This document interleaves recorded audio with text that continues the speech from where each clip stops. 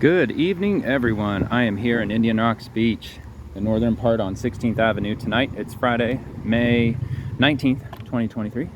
It's about 9 o'clock. Go ahead and make sure my door's locked. But yeah, I am good to go. I think it's crowded. There's still a bunch of cars here in the lot. So these are all residential right here. These spots.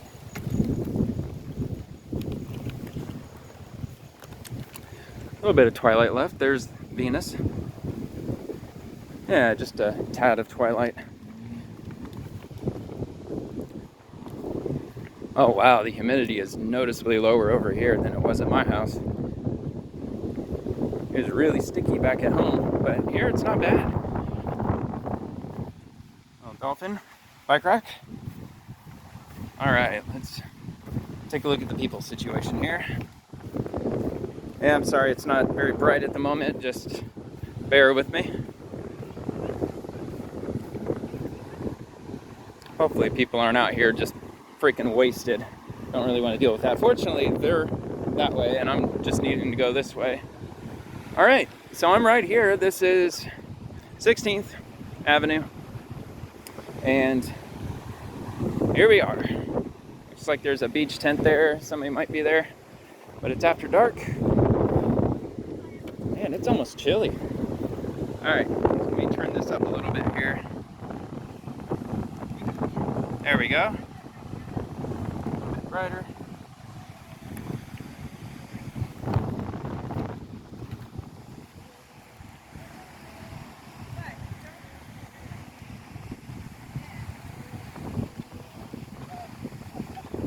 All right, let's fire this up.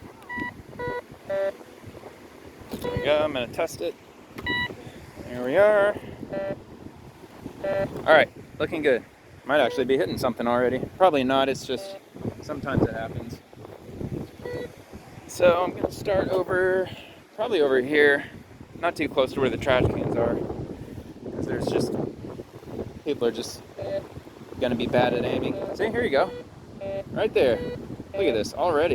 It says it's 4 bars. Just got out here right off the bat. Already got a hit here. Not seeing a big ant problem yet either. That's good. But I just now got here. I mean, as soon as I hit record, I was out of the car. Like not 2 seconds went by. Hit record and here I am.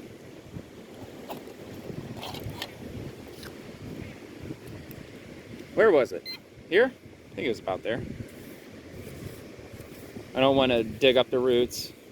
I mentioned that in the last video. I was getting a little close to roots in the last one. So if it's not going to hit, I'm not going to take a shovel to this spot. I may just have to let it go. Yeah, I think I'm going to have to let it go. Oh, wait. It's way down here. Okay. Is that even in view? Barely. Of course, seaweed. Oh, here we are. Heineken. There it is. Nice. I was hoping my camera would focus a little better. I restarted my phone. I don't know if that was an issue, but I'm sure it's been weeks since I restarted my phone.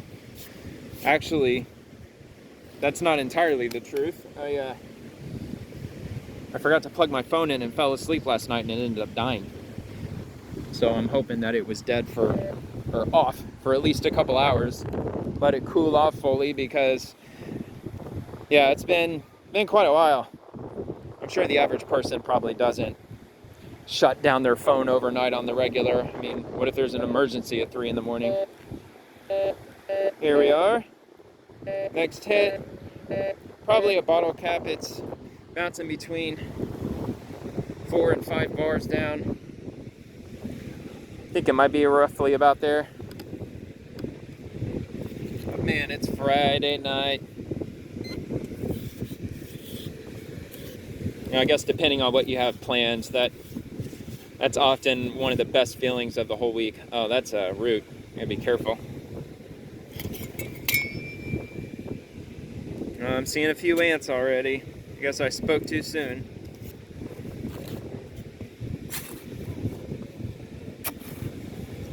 And I'll probably fill this sand back in just so this root doesn't get severed. Like I'd like to try to leave as little impact as possible. I mean, I don't fill in every hole that I dig open because it's the beach. I mean, come on, people constantly dig at the beach. It's just what you do here. Plus the wind, you know, within a couple of days, the wind will erode it back to where, you know, you wouldn't even notice that there was ever even a hole there. All right, I think I'm gonna have to hop up here and try this again.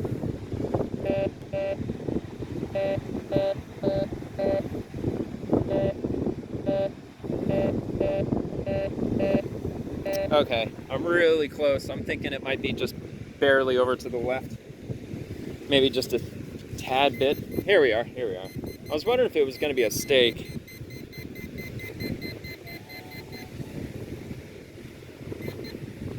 And it is. That would be a stake. And I could say it now, I counted all my stakes today. My entire collection. This one is my 275th stake that I found. Before I dug that one up, I had a total of 274. That's how many I counted. That does include those 9-inch nails that I found, and it does include that 15-inch stake that I found too. It also includes the ones that are crooked and partially broken and rusted.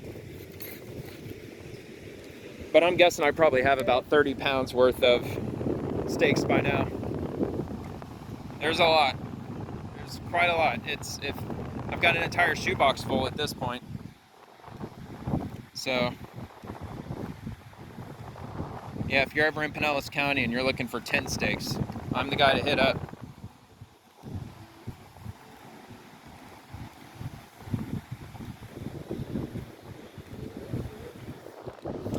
All right, let me head on over here. So the tide is relatively low. I think low tide is around 11 tonight. Too close to the trash cans. Oh, this one isn't. I'll go for it. Got it.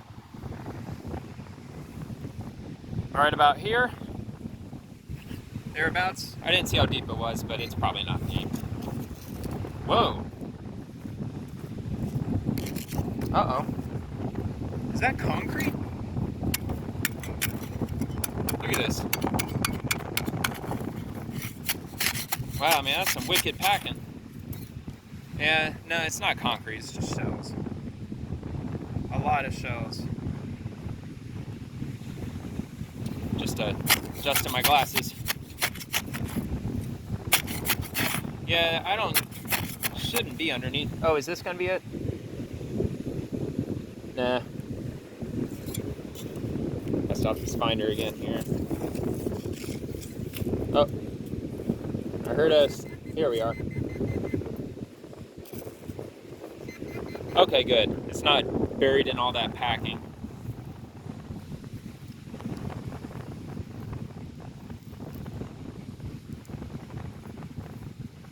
That's a shell.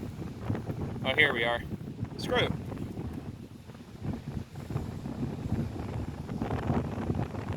Come on, focus, camera.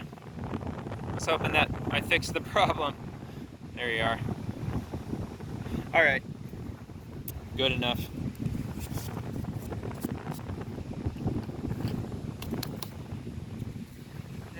Shovel's clean enough. I don't have to bang it.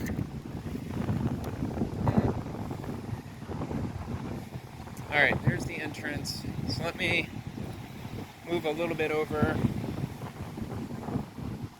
Okay. Hold on, let me grab my table here.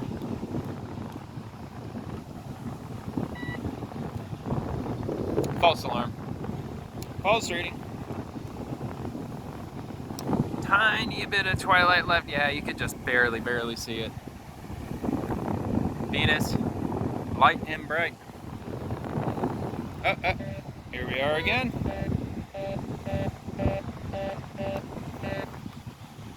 Oh, look at that. It's right here on the surface. Come on, camera, focus. Good grief. Cool. That was easy. Really? Another one? Wait. Sounded like a false reading.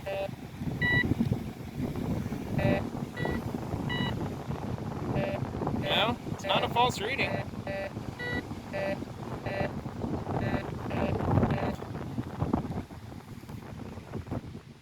Roughly about here.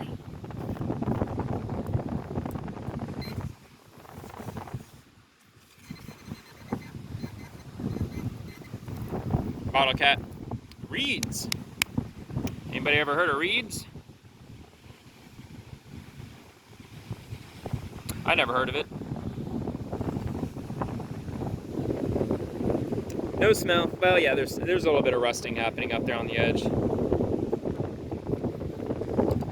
right.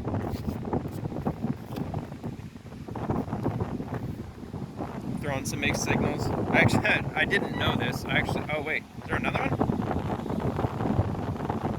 Yeah. I actually read today that Corona is owned by InBev. I did not know that. And InBev owns Budweiser, Bud Light. You know, the company we're supposed to be boycotting. So,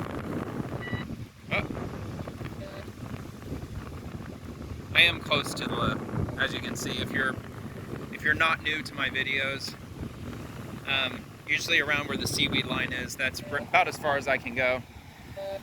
Because I don't have a really fancy detector. I've got this cheap detector, and it throws false readings when I get too close to the wet sand. So I usually just stick around the dry sand. But yeah, I didn't even know that Corona, it's owned by InBev. So I wonder if anybody really does even know that. I haven't seen that anywhere on social media. All I did was just Google a list of companies InBev owns, and Corona was on there. And so was Shock Top. I didn't know Shock Top was owned by them too. So if you really want to stick it to the company, it can't just be Bud Light. You got to get rid of all of those, including Corona. I mean, Corona is by far the most common bottle cap that I find up here. So, I don't know. Here we are.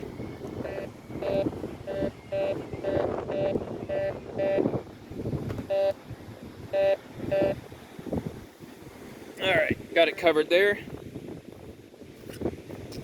Roughly here. Does that look good? Maybe. Oh.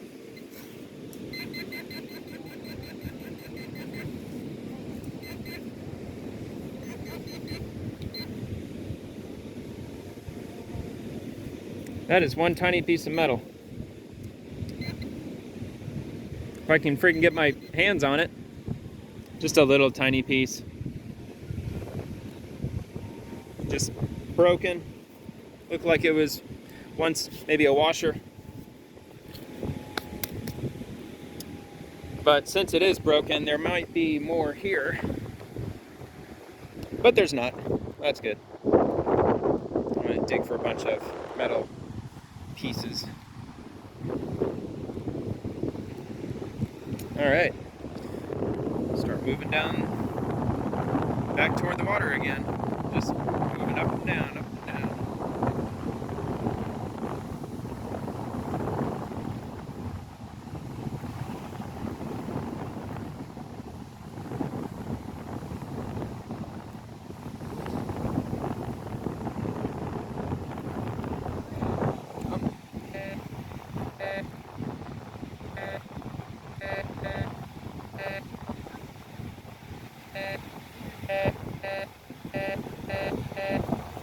Yeah, that's not a false reading. I think it's roughly here. Roughly about there. 4 bars.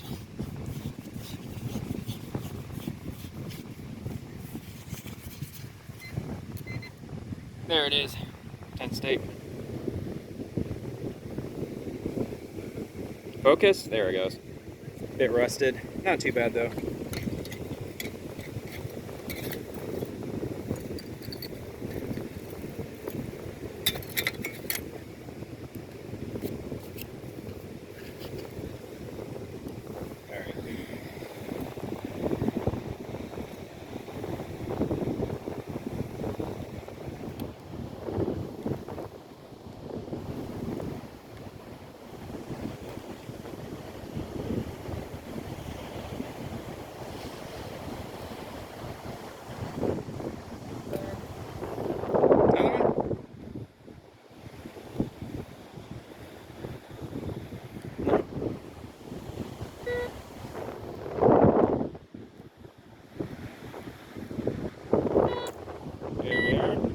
Here we go. That's a tone I like to hear.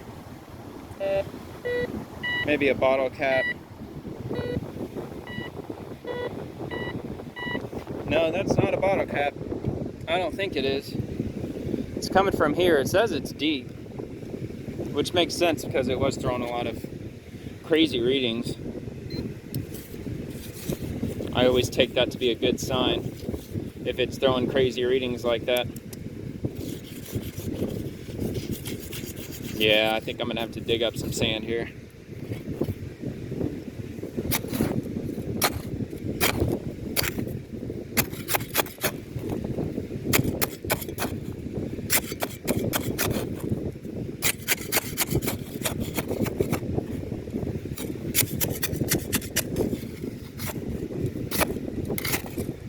All right, try it now.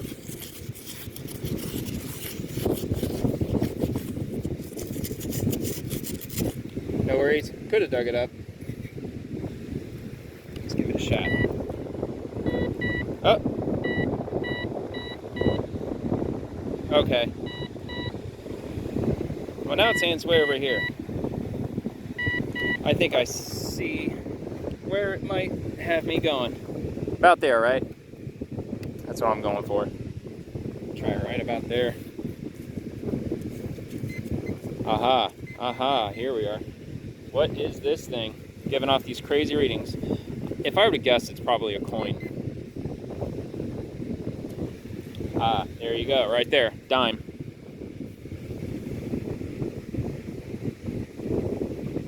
It's a dime from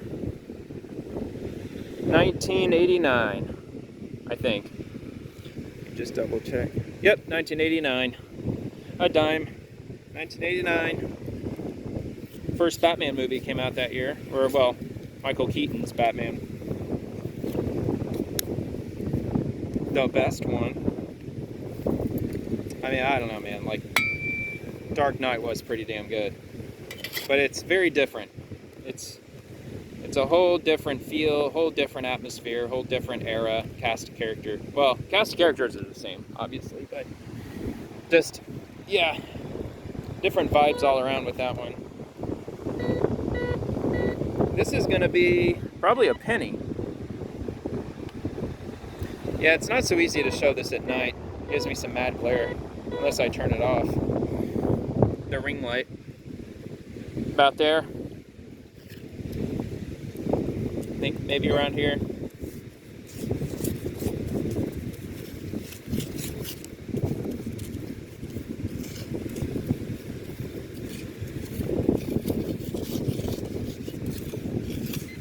Here we are.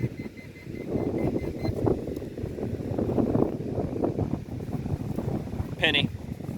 Metal detector is usually right whenever it says that it might be a penny. Got some.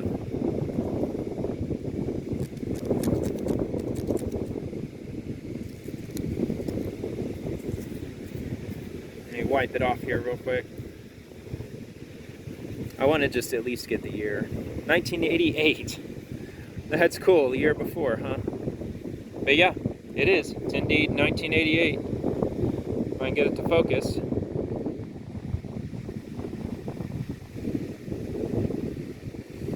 There you have it, 1988. Got one from 88, one from 89.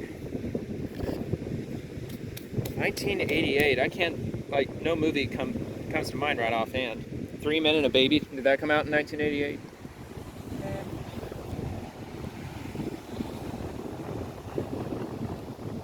Wow, that's funny. I actually can't think of a movie that came out in 1988 off the top of my head. I'm usually pretty good with movies and dates, I think. Maybe not. Maybe I just assume that I am.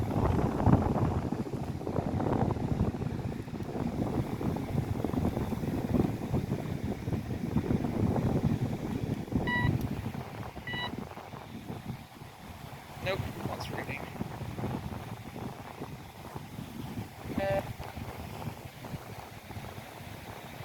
False reading again. Alright, here we are.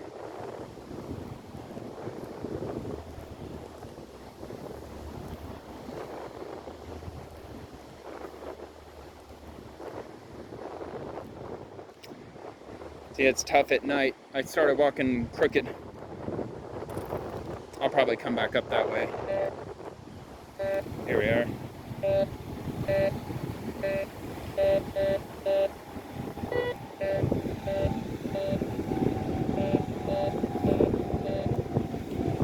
There we are with that one.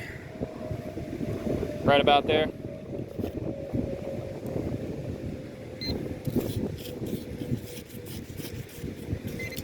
Here we are.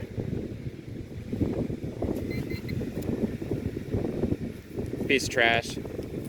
Don't tamper with. Seal. Oh no. That actually blew away.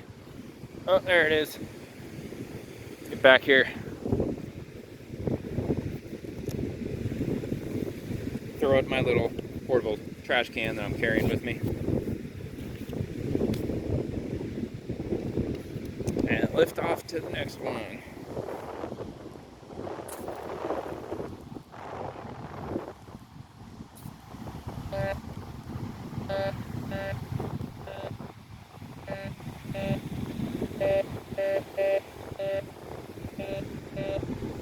Well, it says 3, so it should be really close. Might be able to just scoop it up with my hand, but let's give this a shot first. Oh, here we are.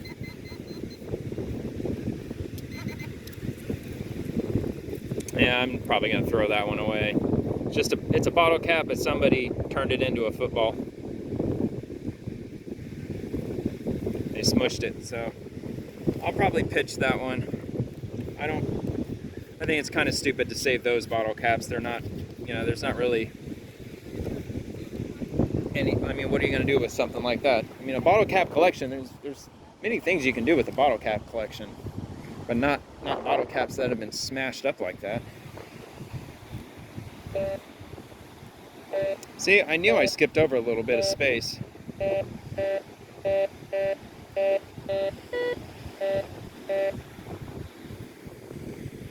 Maybe about here. It's a bit windy out tonight. Ho! All right, ants. All right. Holy moly. As you can see, they are everywhere. All right, I'm gonna have to rescan. One sec. Put this away. I've already been bitten by ants a few times the last couple of trips that I made. I think it was, about 3 days ago. I got bit by one. He bit me twice, actually. All right. Got it. So rather than planting my knees on the ground, I'm just gonna squat. Get at it this way. And if I get bit, I get bit. Whatever. Not my first rodeo, as you can tell. But nevertheless, it's never fun getting bit by fire ants. It sucks. I don't want to deal with itchiness for the next several days. Did I just throw that? No. Is that it? That's not it. No.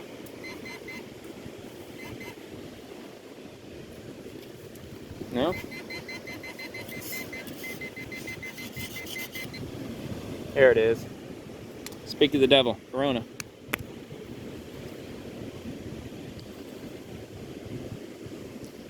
As if you don't already know what Corona looks like.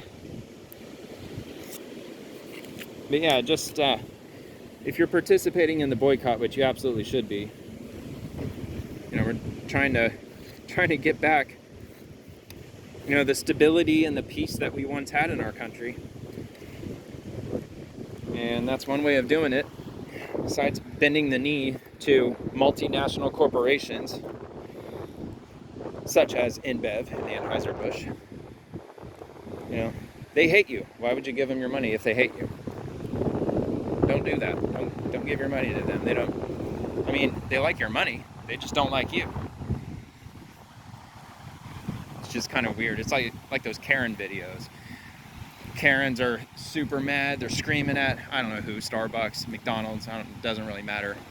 I mean, just pick your multinational corporation. She goes in there, gets all pissed off and screams at them, demanding that they take her money. They're like, no, man, we can't serve you. You don't have a mask on. And of course, they freak out. And it's like, dude, they don't want you here. They don't want your money.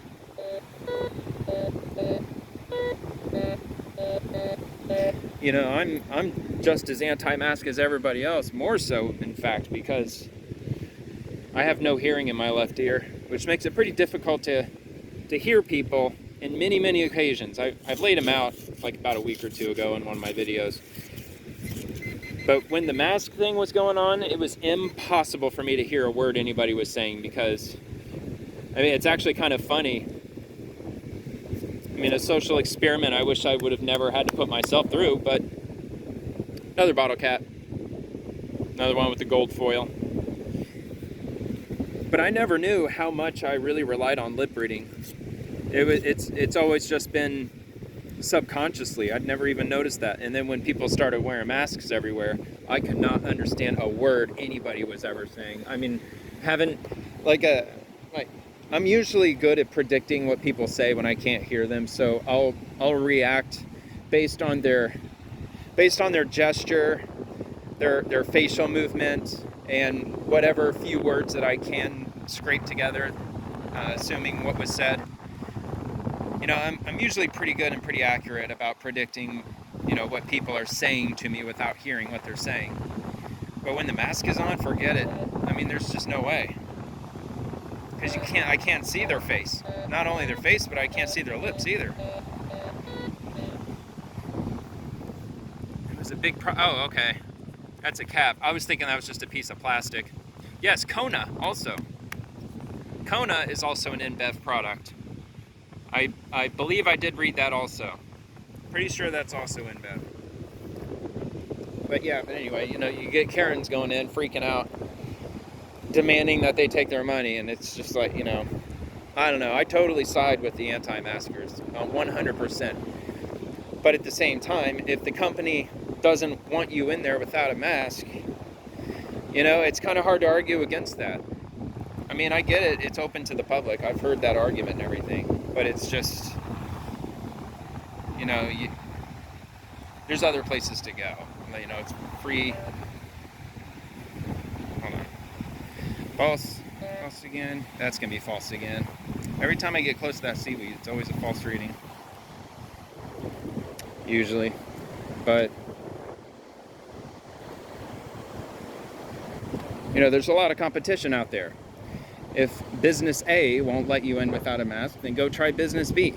But if every business where you live, if none of them will, or if you lived in crazy New York City where they have a mandate where, like, no matter what, you know, that's obviously a big problem, and I'm not going to solve all those problems in this one video by any means. But yeah, there were definitely issues, but I always side with personal freedom. My body, my choice, right? It's my body, my choice. If I don't want a vaccine, I'm not going to get one. If I don't want to keep a mask on everywhere I go, I'm not going to do it. It's my body. It's my choice. If I want to get sick, I'm going to get sick. Well, I mean, nobody wants to get sick, but if I want to risk it, I'm going to risk it. That's the way I see it. I'm very much live and let live. Get off my lawn. Mind your own business. You can do whatever the hell you want, just as long as it doesn't interfere with me directly. Or interfere with the community as a whole in a negative way. I mean, that's another way to put it. But so the further I get out from that entrance that I came in from, the more passes that I do, the fewer items I'm going to find back to back or within a 5-minute time. They'll get less frequent the further away I get from that beach access. At least that usually works out to be the case, because a lot of people, they just tend to be lazy. As soon as they get to where the water's at, or as soon as they get to a part of the beach, between the beach, the boardwalk, the entrance from the parking lot, you know, which, like people will congregate around the beach access point. People don't like to walk far away, and I mean, some people do. Some people like to be secluded. I'm one of those people. Every time I go to the beach, just to, not for this, but just to hang out, go swimming. I don't like to be in the middle of a whole crowd of people either. So I will walk. Just a screw. But yeah, I will walk like 5-10 minutes down the way so I can set up something with some more personal space. But I would say most people, they do not care about sitting right next to somebody else. They really don't mind. So most people, when they come to the beach, they'll gather close to where the entrance is, and because of that, there's like most of the stuff that I'm finding with the metal detector will be relatively close to where the entrance is. So that's just where most people are. Although people run, people walk, exercise, ride their bikes, and all that, like up on the shoreline and up where the high tide mark is, and just beyond the high tide mark, you know, like somebody jogging, they're not just going to run through the water. They'll run like close to it, but not in it. And I'll find change up there. When I started, it's trash. When I started metal detecting, I was scanning. I was going, like the water's right over here. I would go that way and then back that way. But now I'm going this way, which I think is a lot more efficient. Like I just scan perpendicular to the water as opposed to parallel. But when I was scanning parallel to the water, I would find lots of stuff in that first pass, just hit after hit after hit after hit. It's just because where that high tide mark is, that's just where most people will be walking along the beach who don't want their feet to get wet. So that's where a lot of stuff like change. I found a lot of change along that path. And people who come down here and metal detect, most of them will stick to that path. Or they'll detect in the water itself. There we go. Should be about here. Let me crank this down one or two.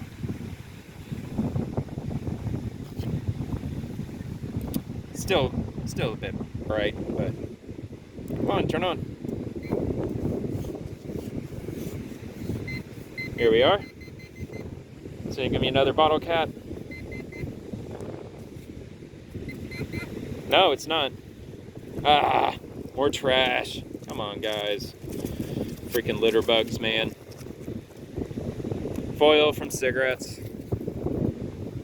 The last one I found and the one before that were also from cigarettes. And even thinking back to yesterday, I found at least one wadded up piece of foil, and that was from cigarettes too. Now, what are you gonna do?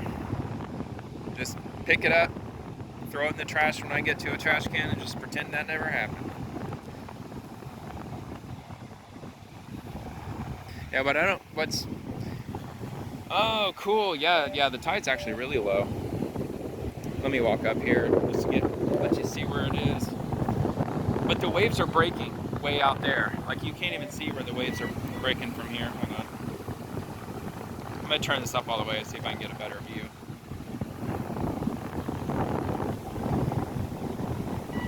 Yeah, see, here's the water. It's just standing still right here.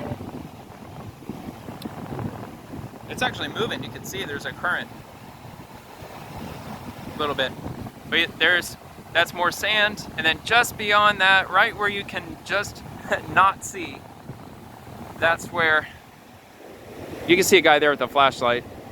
Yeah, there you go. Do you see the waves right there? Somebody's shining a light on them. Those are waves.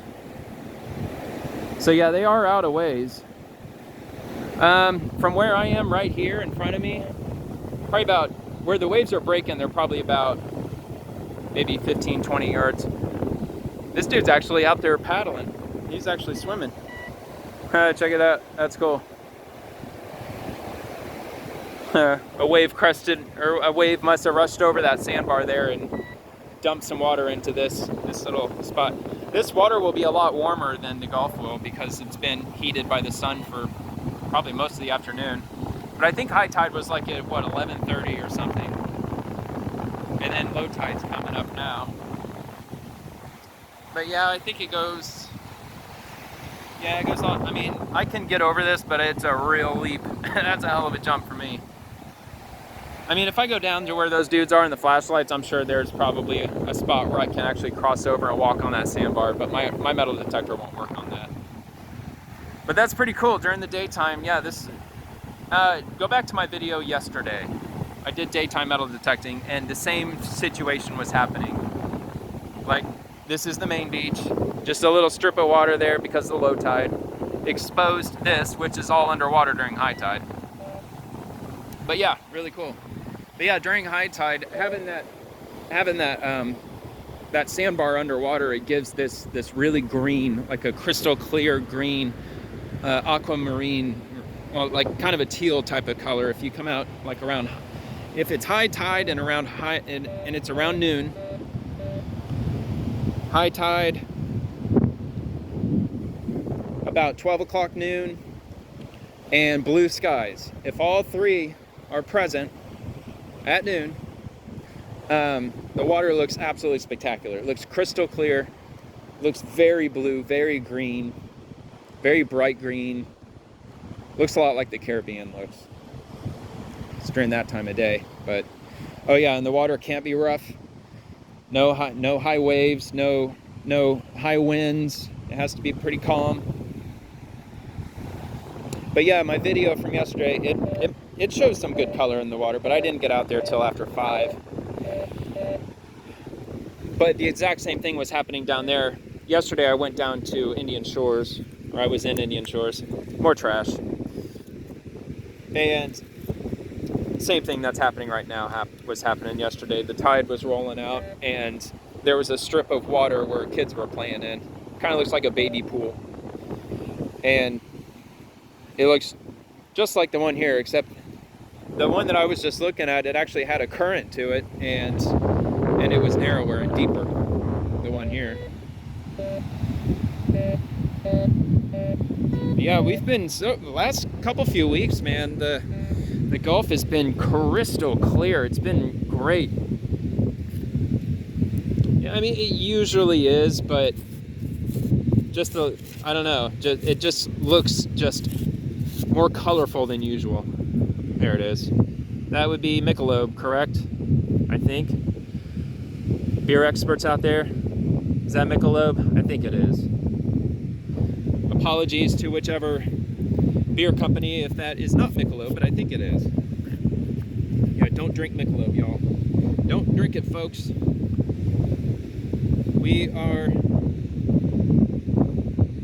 I mean, I don't even know what to tell Bud Light at this point. I don't know. I mean, I think every company should have some path to redemption. All right, I don't want to tilt this. Oh yeah, this is set on maximum brightness. Let me turn this down. I don't want to be blinding people, and there you go. I mean, I think everybody deserves a second chance, but I mean, all they had to do was apologize. I'm not going to go into all that, but you get what I mean, though. Should they die? I mean, probably, to be honest, because an example has to be set that companies need to get back to just making money. They're taking a very communist approach to business these days. They're putting the environment before the customer. They're putting, what are those, social, environment, equity, equality, whatever, all those terms and buzzwords that they're using. They're putting those ideals before the customer, and that's creating a massive problem. Obviously. And frankly, I mean, it sucks it has to be Bud Light, but there has to be a company that has to be made an example of, which they clearly are. And not only that, but Miller Lite came out with some woke, girls do this, women did that first, did this first, like just kind of irrelevant to beer. I mean, I think more men drink beer than women. I think that's probably pretty clear. But they put out that commercial essentially bashing men, really. But That's a tiny little steak, which isn't as bad as what they did with Bud Light, although it's in the same ballpark, that's for sure. Come on, focus, whatever. You get it, it's a 10 steak. I am frustrated with my phone. Only in the last 2 or 3 videos has it been doing that. Before then, as soon as I put my hand up, it instantly focuses. It's supposed to. I don't know, maybe I hit a setting or something. Maybe I accidentally tapped manual for one of the settings. Maybe autofocus or something. I don't think I did though, because it does still autofocus. But yeah, I mean, with the whole Miller Lite thing, for them to come out after Bud Light, pretty much doubling down. Not for the exact same cause, but again, same ballpark. I mean, I'm hoping that a boycott of Miller takes place and takes hold. It's really easy to just grab the beer next to the Miller Lite and the Bud Light, and if that beer product gets woke too, then just keep going down the aisle. But really, the best advice that I could give is just to buy local. The beer is better quality. It tastes way better. It is a little more expensive, but you know, when you drink beer, you should at least want to taste it. I mean, I get getting your drink on, and I used to not really get my drink on. It's another 10 steak. But I drink 3-4 beers every night, 7 days a week, and it was always Jaialai, Jaialai. That's how it's spelled. It's local. It's from Tampa, and that's all I drank for years, for a couple years at least. Then it got insanely expensive. It reached the point where I was paying with tax. I was paying $27 for a 12-pack every 3 days. So, needless to say, that was just combined with rising food prices and cost of living for everything. I just had to start tightening my budgets or my overall budget in different areas, and that was just one of the sacrifices I had to make.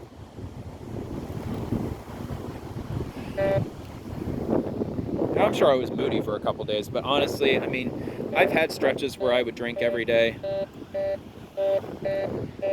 because I enjoy the beer buzz. I enjoy the alcohol buzz. Rum is my favorite liquor. Tequila, I can really put away some tequila. Tequila was the only time I've been blacked out was on tequila, which was only twice in my life. But yeah, Cabo Wabo, that was the tequila that I blacked out on. What the? Oh, it's just a washer. First I thought it was a coin with a hole in it, but no. So yeah, I mean,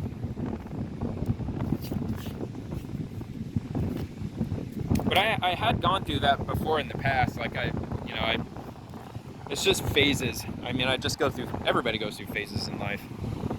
A few years, I would have like 2 or 3 rum mixed with pineapple juice, orange juice, sometimes blue curacao. Like I'd make my own cocktails at home. I used to have 2 of those, sometimes 3 each night. And then after a while, I switched to Jaialai. You know, I just bought some Jaialai one night, and I was like, oh man, I miss that beer buzz. That feels good. Feels good, tastes good. You know, just a good way to end the work day. And then it just got too expensive.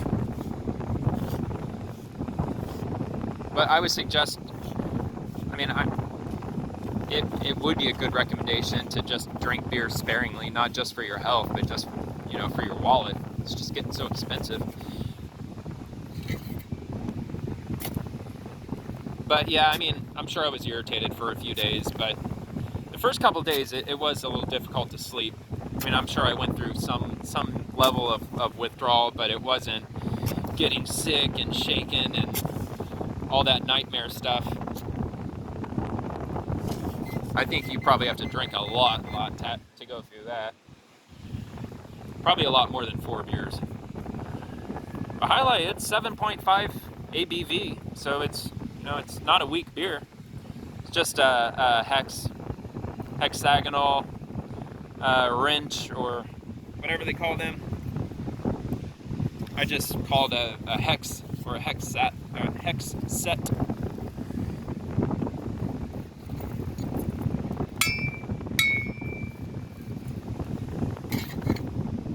But yeah, in conclusion, you should drink local beer.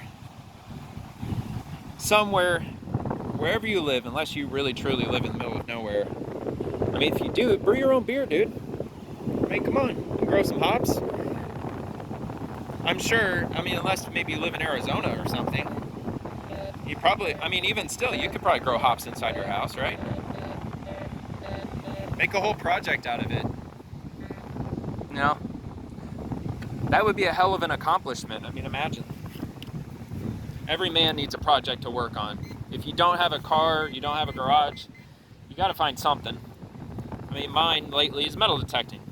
And also dart frogs. I've got 8 poison dart frogs that I take care of day to day.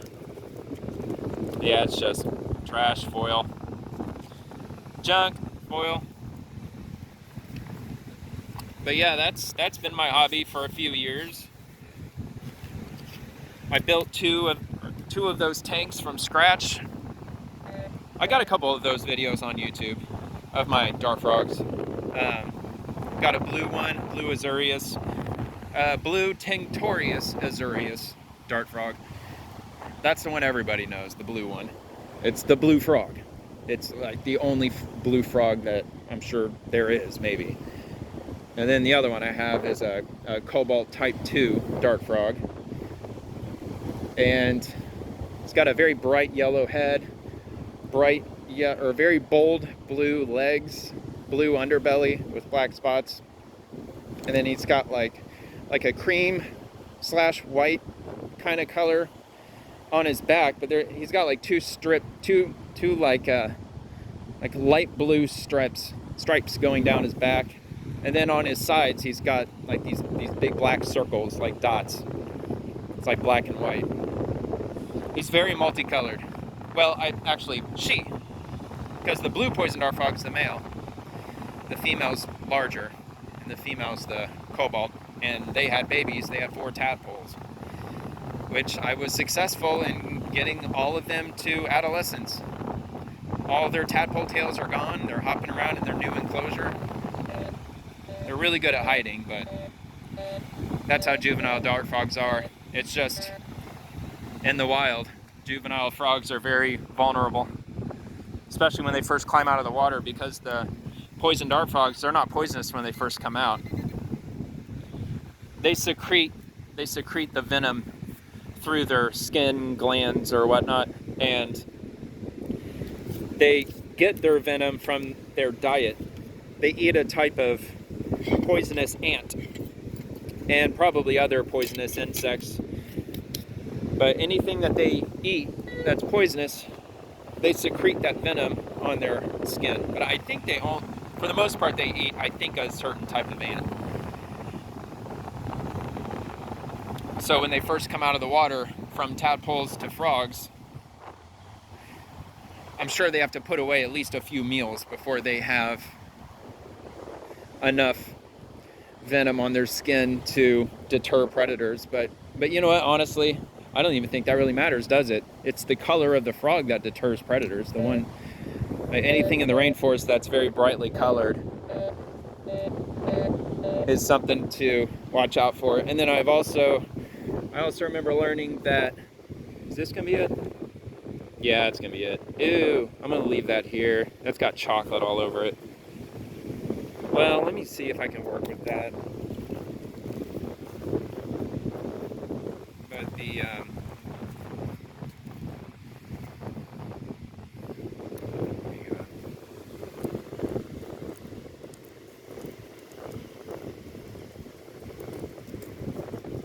it's the color of the animal or insect, but it's also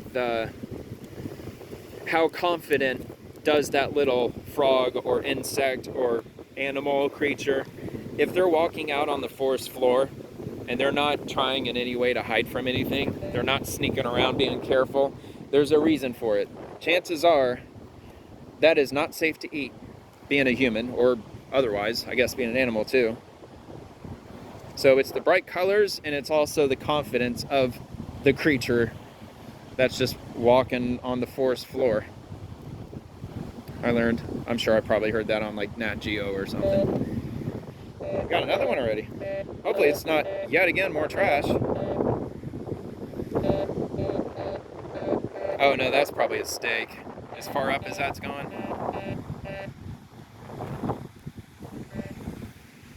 I gotta watch out for ants. Yep, there's more. Right there. And those are indeed fire ants. But I think that, yeah, there it is. Good, it's right up here on the surface.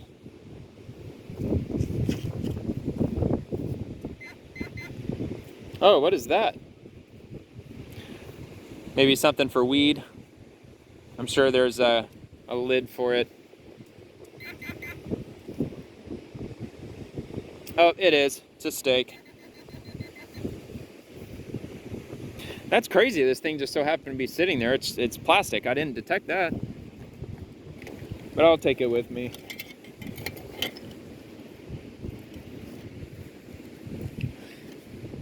Yeah, so I got 4 of those little guys. I fed them today. I fed them.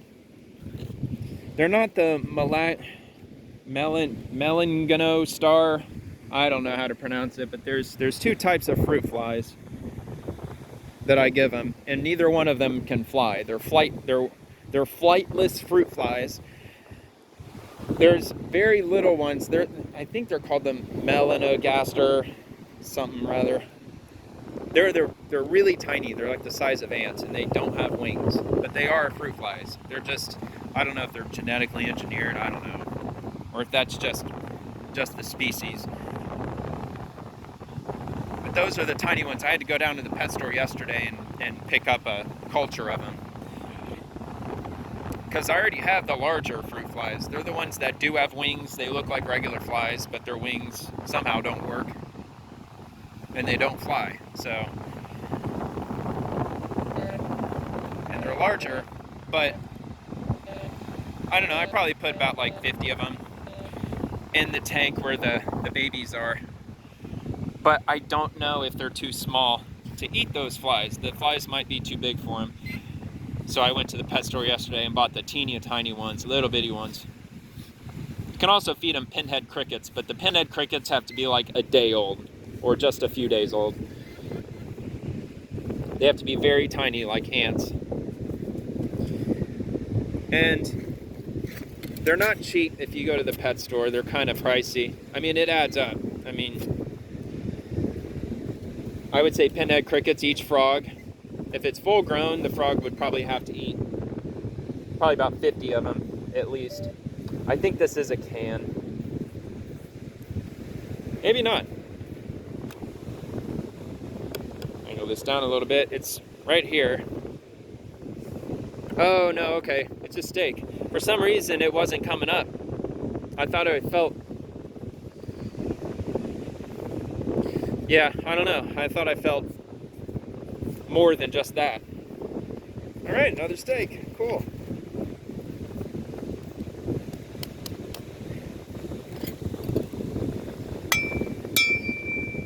So I learned the other day that you're not allowed to post animal, like pets for sale or for free, to Craigslist anymore, which, given all the horror stories that have happened on Craigslist, I totally understand that. But I was kind of hoping that I would have been able to put mine on Craigslist, because I'm trying to give them away for free.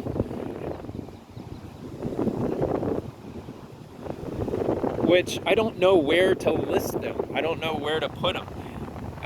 Where did I go? There's one site. Oh, nextdoor.com. I went on nextdoor.com and posted it there. It's like, okay, if you have a habitat for them, hit me up and I'll give them to you for free.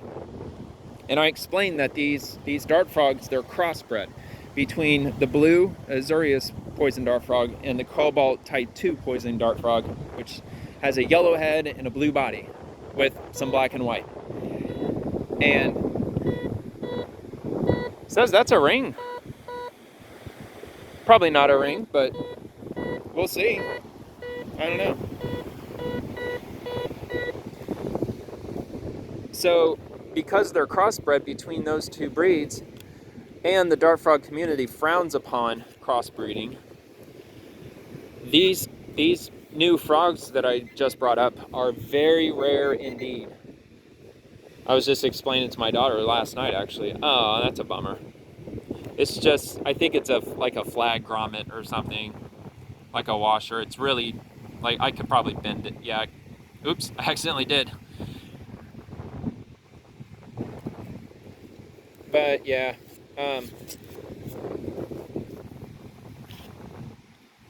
but the blue dart frog and my yellow dart frog, they will never come in contact with each other in the wild. They're just not even, they're hundreds of miles, probably over 1,000 miles in between them.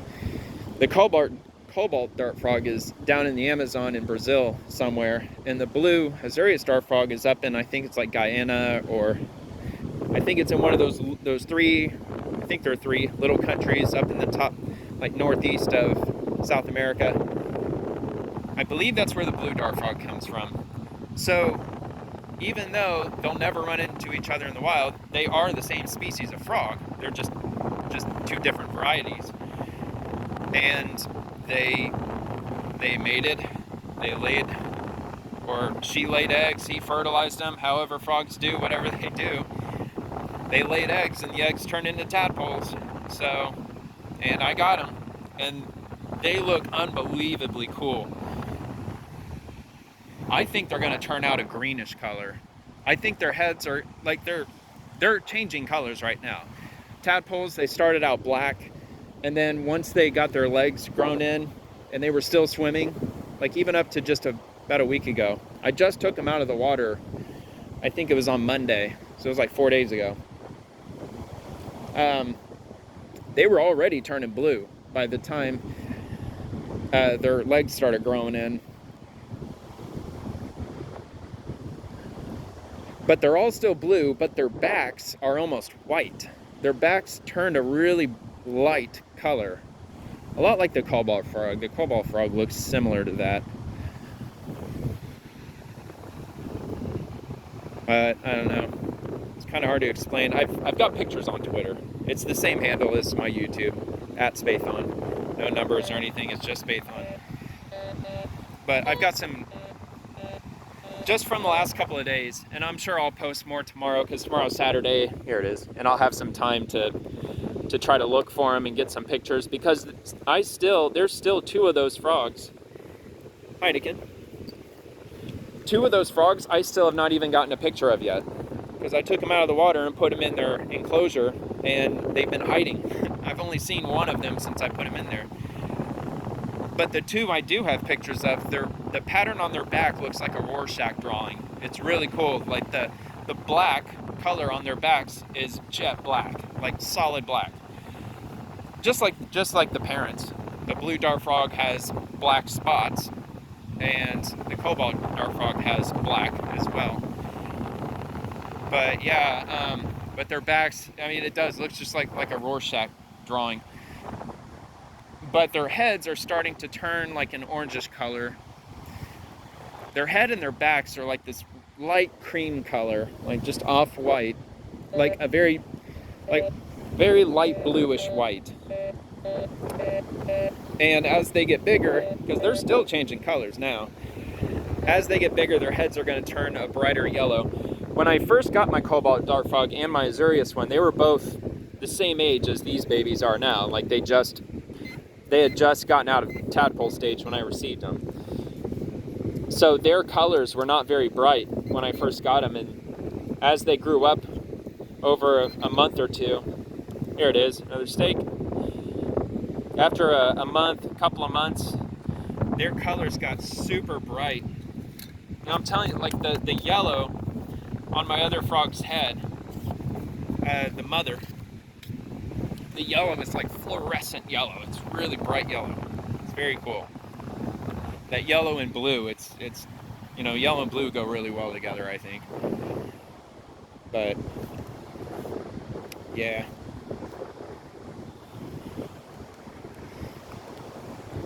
So yeah, they're gonna keep changing colors, and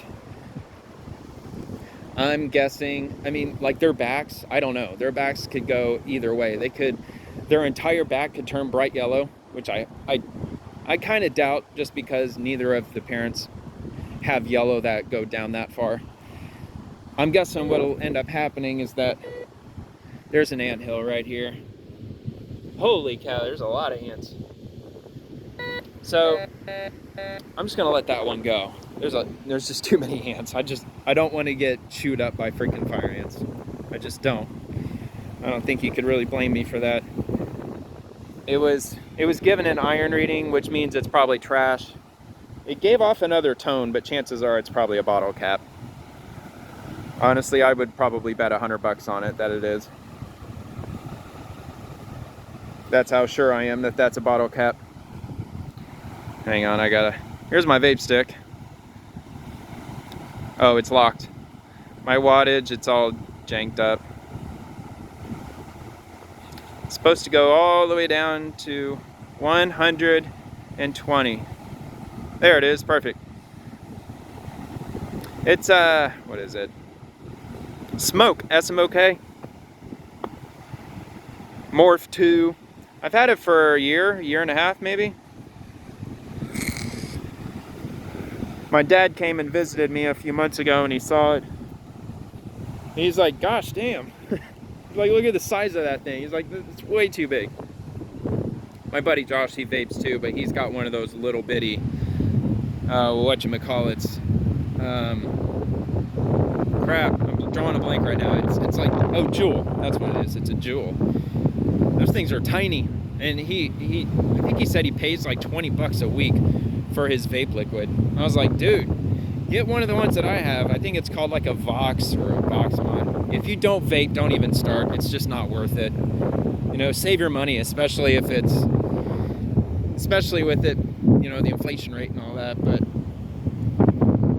for me, I started smoking when I was 14. And I'm not kidding. Daily, every day, smoking. And I had my ways of getting cigarettes. Both my parents smoked. My stepdad would buy cartons at a time. And he didn't open up his cigarettes from the side. Like a lot of parents, they do that. If they're concerned that their kids might be swiping cigarettes, I mean, that's what I would do. If I had a carton of cigarettes in the freezer, I would open it up, not from the end, I would open it up all the way down the side. And all the packs would be exposed from the side. That's what I would do, because I keep track of it. My stepdad wouldn't. He would open it up at the end. So I'd swipe a pack out of there, and then I would pull all the other packs forward to the front. I never got caught. I mean, he never confronted me over it. But I also lived next to a grocery store, and we were tight with some of the employees, including one of the managers. One of the managers, she did not give a shit. She did not care about her job at all. And she was really cool. She let us go into the break room. We could go to any aisle we wanted and like grab some, like, I don't know, some Gushers and some like Yoo-Hoo, Chocola. You know, like we could grab whatever we wanted from the aisles, bag of chips or whatever, and we went back into the break room and ate it. It was a pretty awesome time.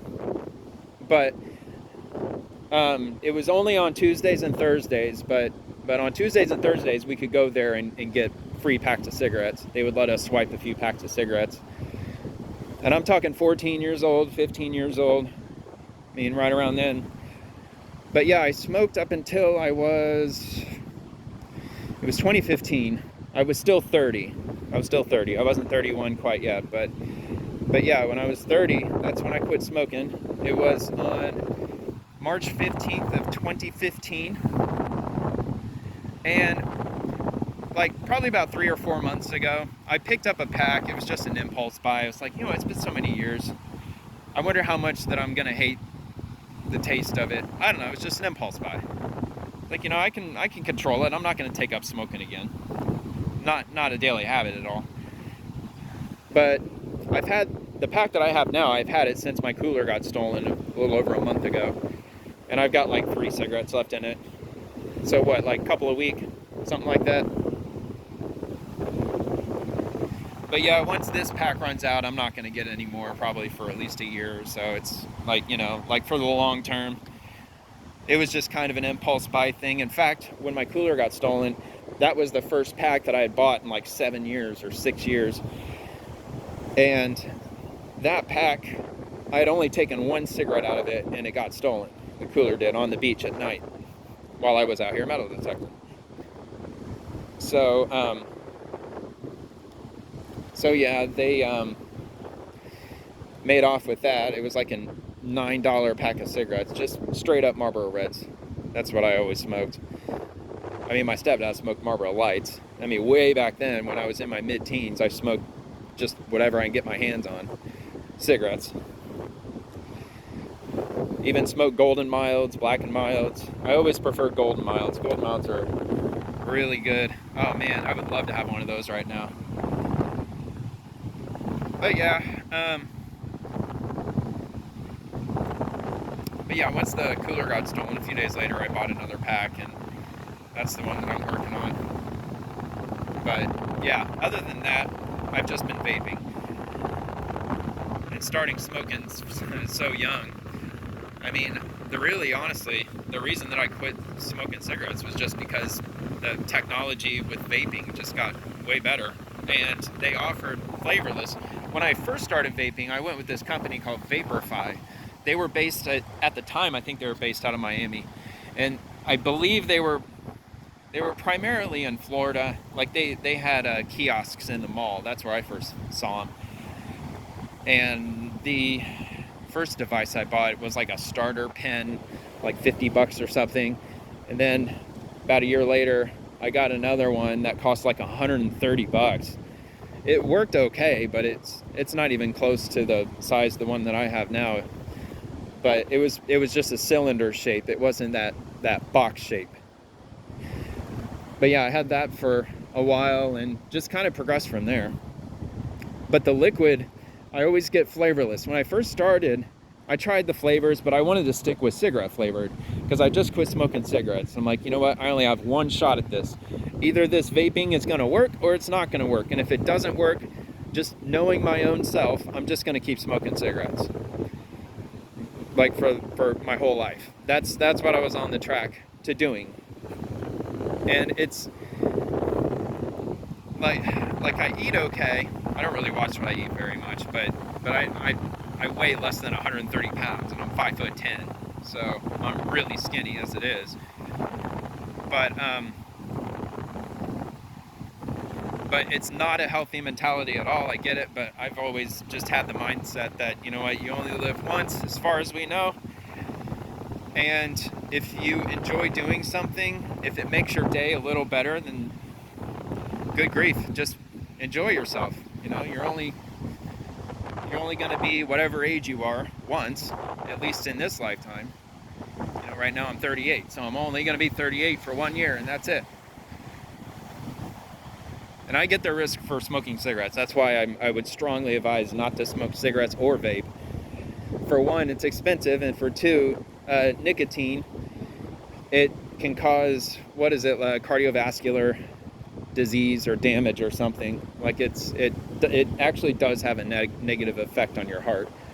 Because there for a while, I thought that nicotine was just, it's like caffeine. Like the worst aspect of it is that you get addicted to it. Aside from that, it really doesn't damage your body in any way, at least not severely, or at least not enough to cause some sort of a disease or a disorder. But yeah, I guess I must have either read that a really long time ago or I read it wrong, because yeah, it can cause heart issues, and maybe, I'm sure, probably even other issues that I'm not aware of. I got a sand spur in my shoe.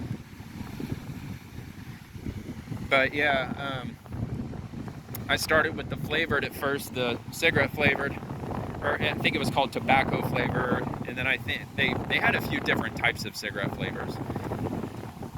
And I tried those, and they were okay.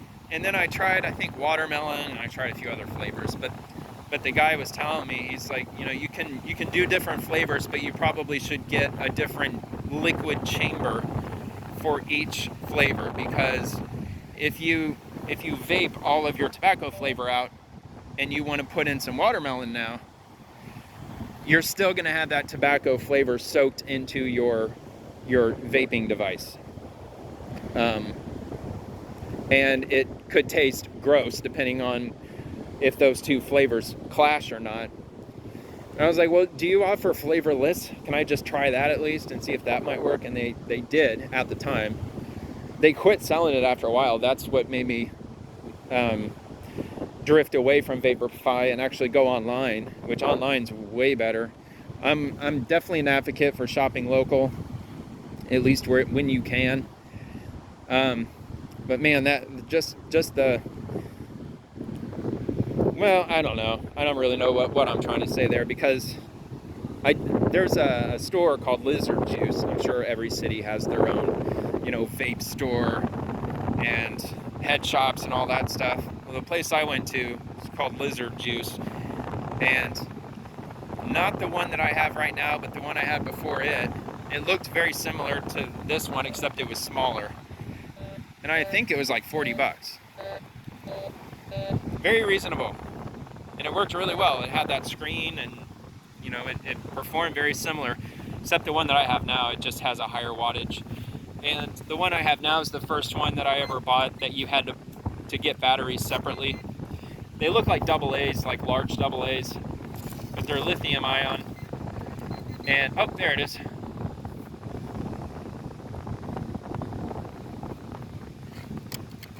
But every one that I had before that, all the batteries were built in. I just plugged it in to charge, and that was that. But with this one, I've got 3 sets of batteries. It was just some online deal where I just happened to end up with 3 sets of batteries. So if my vape stick dies, I just open it up, take out the batteries, put in charged ones, and then take the dead batteries and recharge them.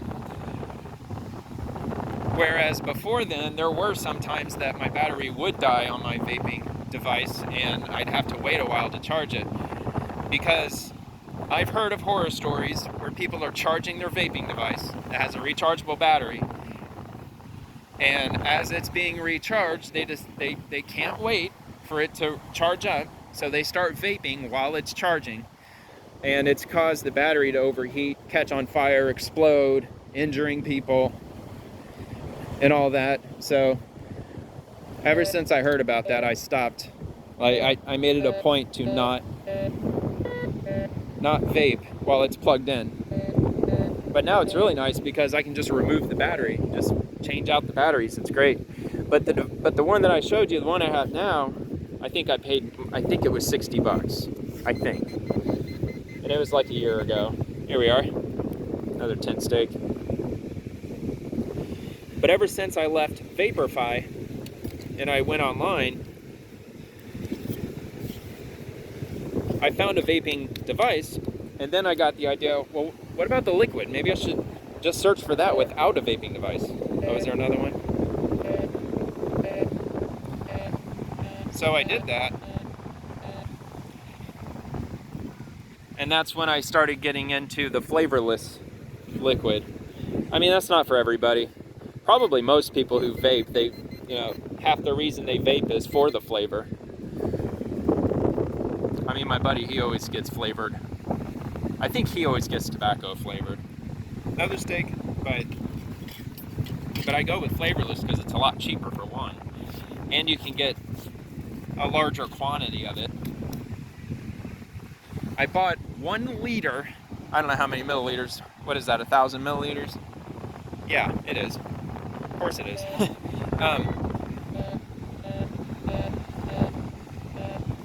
I'd say it's roughly a third of a gallon maybe. I'd say it's probably about a third of a gallon, a liter. But I bought a container, 1 liter of liquid for, I think it was like $35. And even if I did know the name of where I got it from, it'd be irrelevant because they quit selling liquid. They were from North Carolina. North Carolina passed some weird vaping law, and they couldn't do business, I guess. So they closed, they cut their losses and just closed up. Well, I mean, they quit while they were ahead. They didn't have any losses. I'm sure they were doing really well. But they decided to close the business when that law passed. And that 1 liter of liquid that I bought lasted me 2 years. And I just replaced it like just last week. No joke. And that'll last another 2 years, I'm assuming. And this batch that I bought, different company, I think it was $40 including shipping. So if you do vape and you're okay with flavorless and you're trying to cut your budget in places, I would highly recommend that. My whole vaping setup. So it's this thing. Oh, look, I forgot to lock it. When I stick it in my pack, it like hits, it's bumping up against it and it's changing my numbers. But there's this filter that's in here. It's called a coil. I change that out once a month. Some people they'll change it out once a week. If it's flavored, if you use flavored liquid, it'll dirty this up way faster. I think you have to change it like every other week or something. Or if you change the flavor, you change that with it. And these are $5 each, that coil, for this device. And then this thing was 60. I think it was $60. So, but yeah, the coils and the liquid, and probably the batteries too, all put together, I spend $6 a month on my nicotine intake, and I vape all day. I don't take like 500 puffs a day. I don't smoke like a pack's worth of cigarettes. I'll take a drag, and then like 10 minutes, 15 minutes will go by, and then I'll take another one. I don't sit and puff on it all day like some people do. I'll probably take like 5 drags maybe per hour, 5 or 6. And yeah, I mean, all that the whole setup, everything that's needed, I average $6 a month. And I told my buddy about that, my buddy Josh, and he was like, damn dude, I spend like $20 a week on filters, or on my liquid. I'm like, why are you spending that much, dude? That's insane. It's like, get one of the ones that I have. I mean, they're bulkier, but it produces bigger clouds. You get a lot more nicotine. Chances of getting popcorn lung probably goes way up. That's why I don't set it at 220 watts or 180 or whatever. It's a lot of heat. That's Seagrams. I mean, you could feel the heat going into your lungs if you had the wattage jacked up to like 200. It just doesn't feel safe. That's why I just played around with it when I first got it. I tried 100 watts, and I was like, all right, let me bump it up to 110. Let's see what that does. All right, it's 120, all right, 130. 130 was on the fringe. Sometimes I'll set it at 130 watts. And then, but for the most part, I scale it back to 120. And just vape with 120 watts. And the coils, I mean, again, anybody out there who vapes, the coils are, they're 0.15 ohms. People have preferences when it comes to that too. I like the lowest number of ohms that you can get. But for my vape stick, it comes with one 0.15 ohm, and then it comes with a 0.3 ohm coil, and you can buy up to 0.5 ohms. Another steak? Oh, they're fishing, I think. I'm not gonna point the camera their way because they're closer to me. They're the same people that were out there with flashlights. But my ring light, it's real bright, and that's like the red flag of all red flags when it comes to, strangers on the beach. Is he looking at me? Are they talking about me?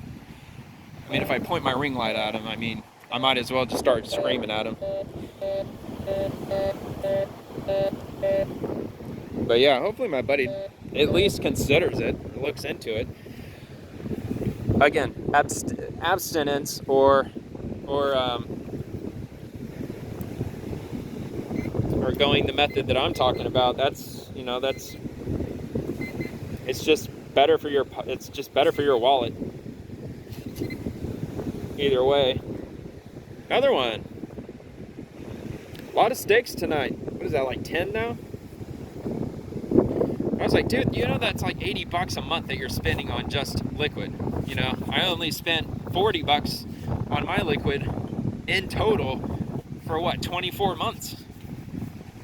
And you're spending that much every 2 months. I'm like, dude, I could save you a lot just doing that.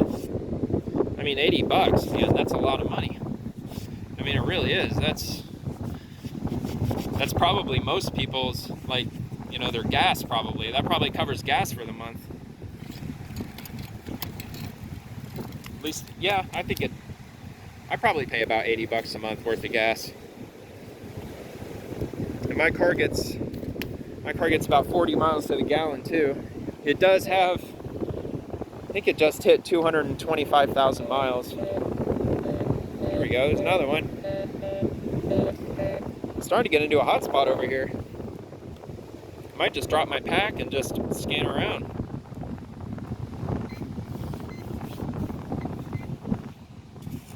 So yeah, my car's got a lot of miles, but my car, it's a 99, but it was manufactured in May of 1998.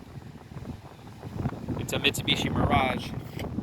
Very slow, really slow. I mean like 95 horsepower slow, not kidding. It's like a glorified lawnmower engine. But that's okay because I get 40 miles to the gallon. And it's a stick shift. And when I was in the market for a car and I was car shopping, I was insisting that I only get a car that's a stick shift. Because time wasn't really of the essence. I don't know if you've ever been in that situation when you're car shopping. But it's like, yeah, I can hold out for something that I'm really going to actually enjoy having. And I've always been a manual driver. I learned how to drive on a stick, and every car that I've had just for myself, like one that I'm not sharing with, like, you know, like my ex or siblings or family or whatever, every car I've had, I think with the exception of one, have all been stick shifts. No, 2. Yeah, I think 2 actually.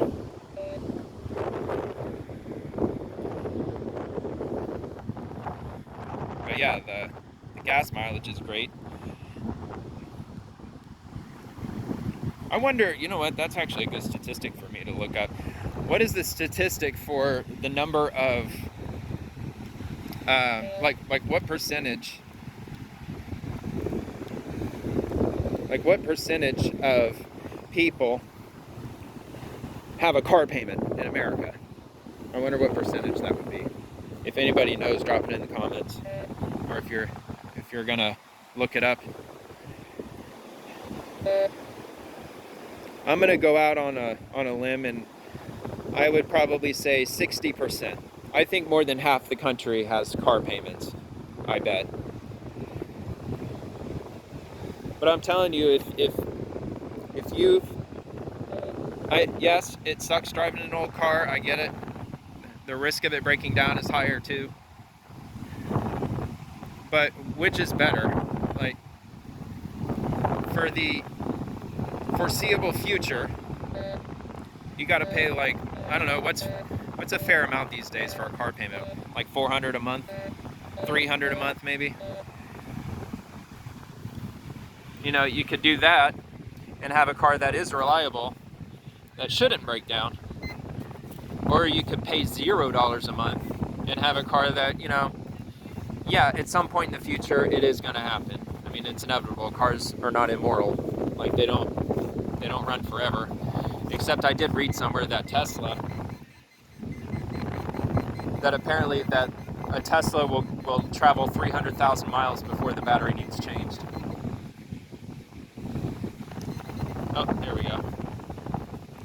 Not sure if I believe that. I think lithium ion, I think that it does have some sort of a half-life or something, right? It's Seagrams again. Another Seagrams. I mean, if you take one of Tesla's cars, or even one of the batteries, you stuck it in a shipping container, it's brand new, they just took it off the line, you stick it in a shipping container for I don't know, 20 years, will the battery still hold the same charge that it does the day that it was made? I would think not, but I'm not an expert in that, so I don't know. It just doesn't seem, I mean, because if that's the case, then that would probably apply to phones too. Oh, that's Surface, Corona. But, yeah, so, I don't know.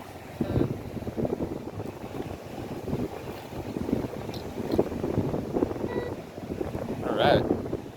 Yeah, car talk. But yeah, it's nice. It's nice to not have to worry about a car payment. But yeah, I mean, that's the trade-off though. I mean, I've changed my alternator. I've done the brakes a few times already. I've flushed out the system, or bled the brakes.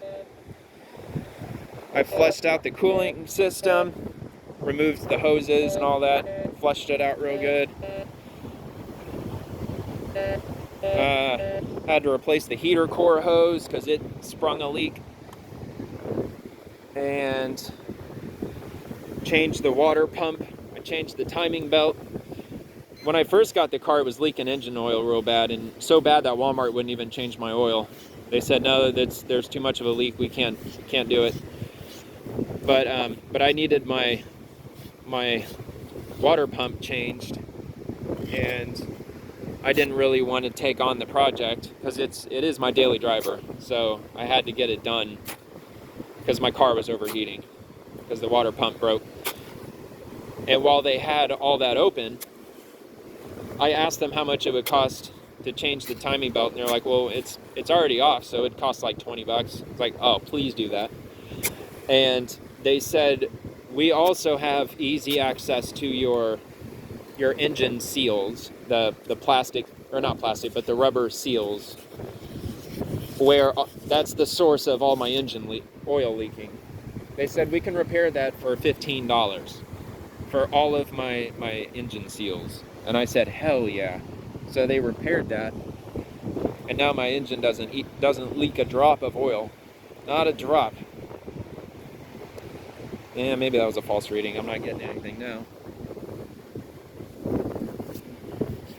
And I mean, there's other stuff that I've changed on it too. I can't remember what it's called, but a few days before Hurricane Irma hit, actually the day before Irma hit, Walmart was closing at noon, and my tire was flat on my car. So I was trying to get up there to get a new tire before they closed, and I got to the intersection where Walmart was, but I didn't get past the intersection because for some random reason, I'm sitting at the light, car's in neutral, light turns green, I push down the clutch to put the car in gear, and my clutch pedal just falls to the floor. There's no give, no nothing. It just drops to the floor. And I can't shift, and I'm freaking out. So, well, I'm not freaking out, but like, from the time it did that, I don't know, probably like 5 seconds went by, and I was already out of the car just trying to push it. And then some really amazing, awesome, nice guy, some good Samaritan in a white truck, jumped out of his truck, and he started pushing with me. He was pushing against my trunk, and I pushed it up into a Shell parking lot. Or, a parking spot. And, but anyway, the part that caused that, it looks like a cylinder. It's in the front of the engine. It's right by where the radiator is, but it has clutch fluid. I mean, it's a hydraulic system, or whatever you call it. But anyway, whatever that's called, I changed that. And then of course, like, I've done the fuel filter. I mean, the air filter's a no-brainer. I've also changed the oil multiple times. Spark plugs, I've already changed those out twice. And just, other odds and ends. I'm thinking at this point, almost everything that requires maintenance at some point in a car's life, I think I've covered for the most part. I still, like the radiator, that's going to come up. Fortunately, the clutch is real solid. And I've always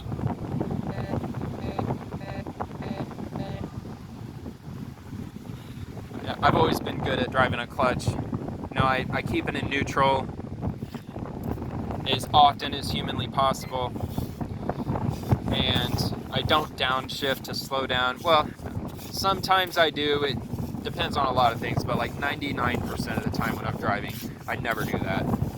I don't downshift. It's a waste of gas, I think. Plus, you're working your engine. You know, you're revving it up by doing that.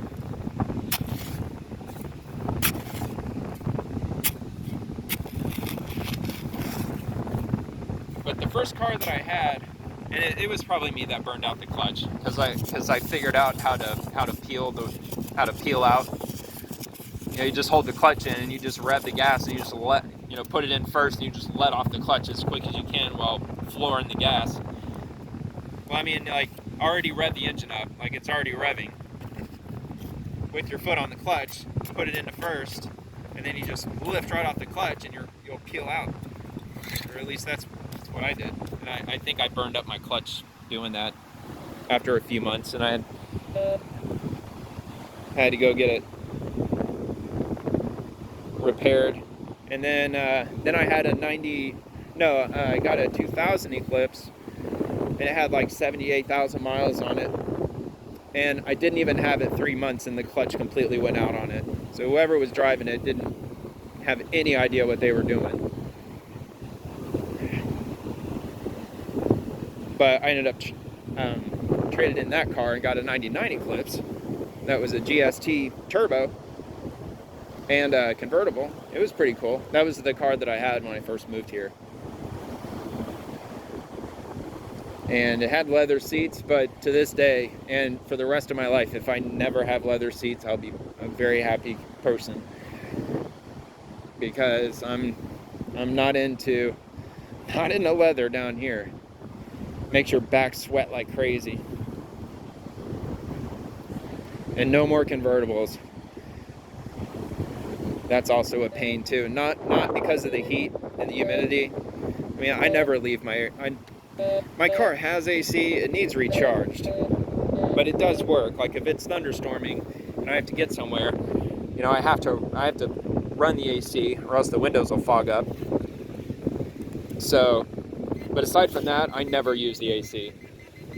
I mean, it could be 95 degrees outside, 2 o'clock in the afternoon. I never ever use AC.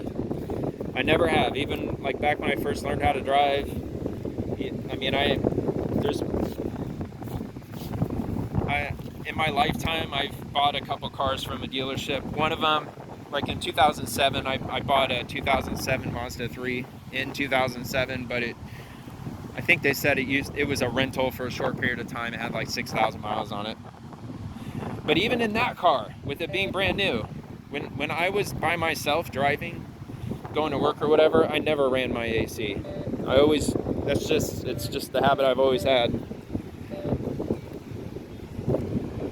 Everybody who rides in the car with me hates me because, you know, I'm in Florida. I'm probably one of the only people who does that by choice. Plus, it also wastes gas, I think. Oh yeah, I gotta watch out for ants over here.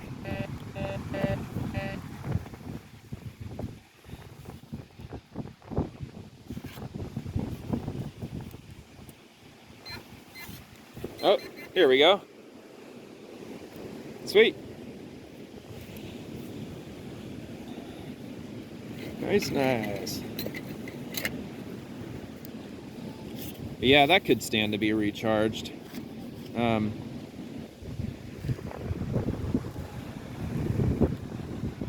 Yeah, but I'm hoping, I mean, my Fast and the Furious days have long since passed. If I were still into that, I wouldn't be driving the car I have. I would have been driving something a lot faster. But these days, I'm all about conserving gas, money, any which way that I can. And that's why I'm happy with the car that I got, because it is very fuel efficient.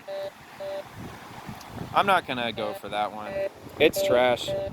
It's reading as iron. given the cup and that whole situation, I really just, you know what? I have my limits, and that's one of them. Just to bust it open. Oh, it looks like they're painting. I think they're fishing or painting or something. But yeah, I'm not in the mood to clean all that up right now. It's all wet. I mean, if it were dry, that's one thing.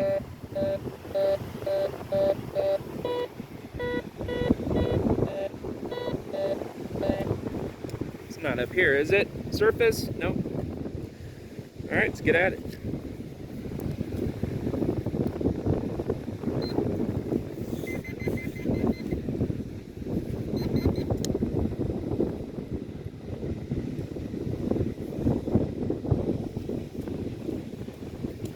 Oh, I think they're French. Pretty sure I just heard French. Probably French Canadian. There are a lot of people down here from Quebec. Although it's not really this time of year though. It's May. I mean, all the snowbirds have probably left by now. Because it gets hot here in the summer. Really hot. Brutally hot. Although temperature, like number-wise, it doesn't get as crazy as it does in Death Valley and Las Vegas and all that, but it's the humidity and just the angle of the sun. I think we're a little closer to the equator. I'm sure that's got to have some factor, but it's also, well, kind of weird, but it's never reached 100 degrees in St. Pete. I don't know if it hasn't, like in the specific area that I live in. I assume not, but I'm switching my pack from my left side to my right. That's what I'm doing here. If you're wondering why there's not anything happening. All right, I'm gonna start sweeping with my left hand this time. But yeah, I mean, in the summertime, it's just, or yeah, like even though it's never been 100 degrees.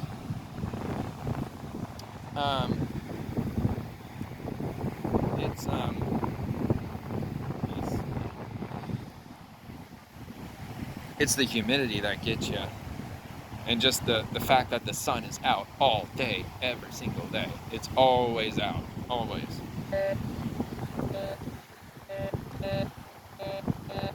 I mean, unless you've been here during the summertime, then you probably know what I'm talking about. But it will thunderstorm and be sunny on the regular. Like the sun shines while it storms often. But yeah, the sun is just constantly out, and it's like a steam bath all the time. Trash. Look at that. Capri Sun. That's a first for me. And my pack's getting heavy. Take a chug of some water here. Oh, no. Crap. More ants. Okay. I just got bit by probably like 3 or 4 of them.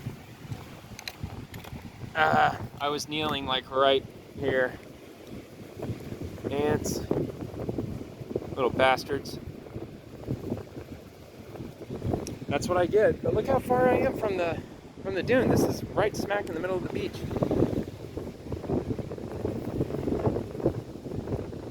Alright, well given that, I'm not going to... Yeah, man, they're like freaking everywhere, man.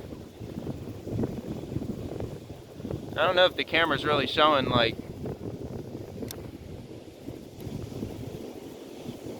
freaking all over, man. Line's going every which way.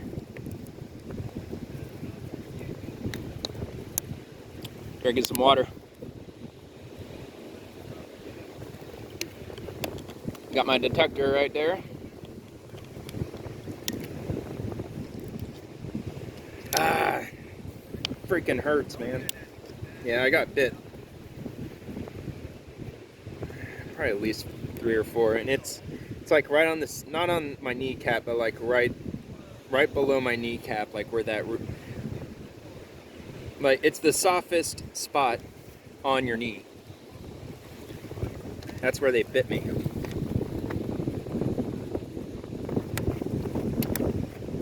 Oh, bastards.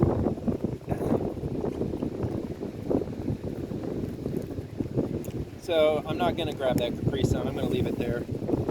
I'll let somebody else clean it up because I'm positive that's where the ants are coming from. Or that's why they're over here.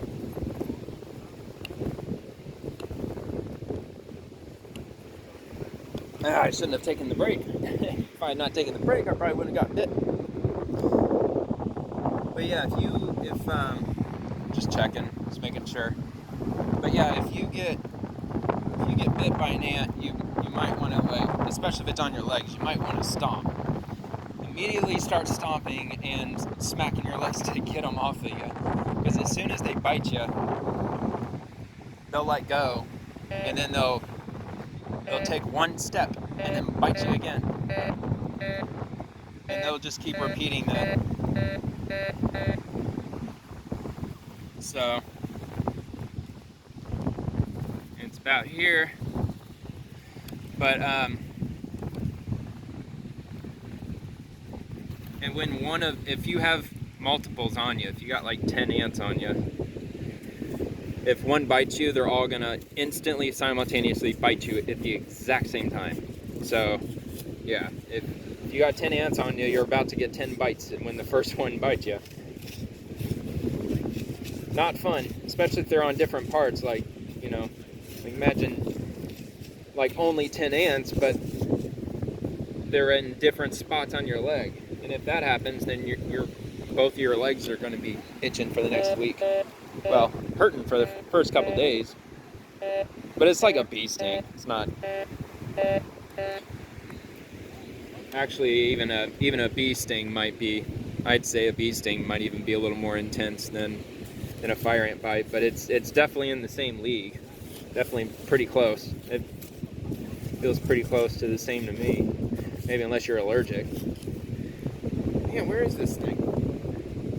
I'm taking off my pack.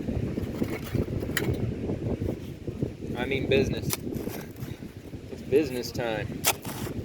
It's business time. I heard that song a few weeks ago. And that was probably the first time I heard that song. When did that come out? It was like 2006? 2007? It was something like that. Was that Flight of the Conchords?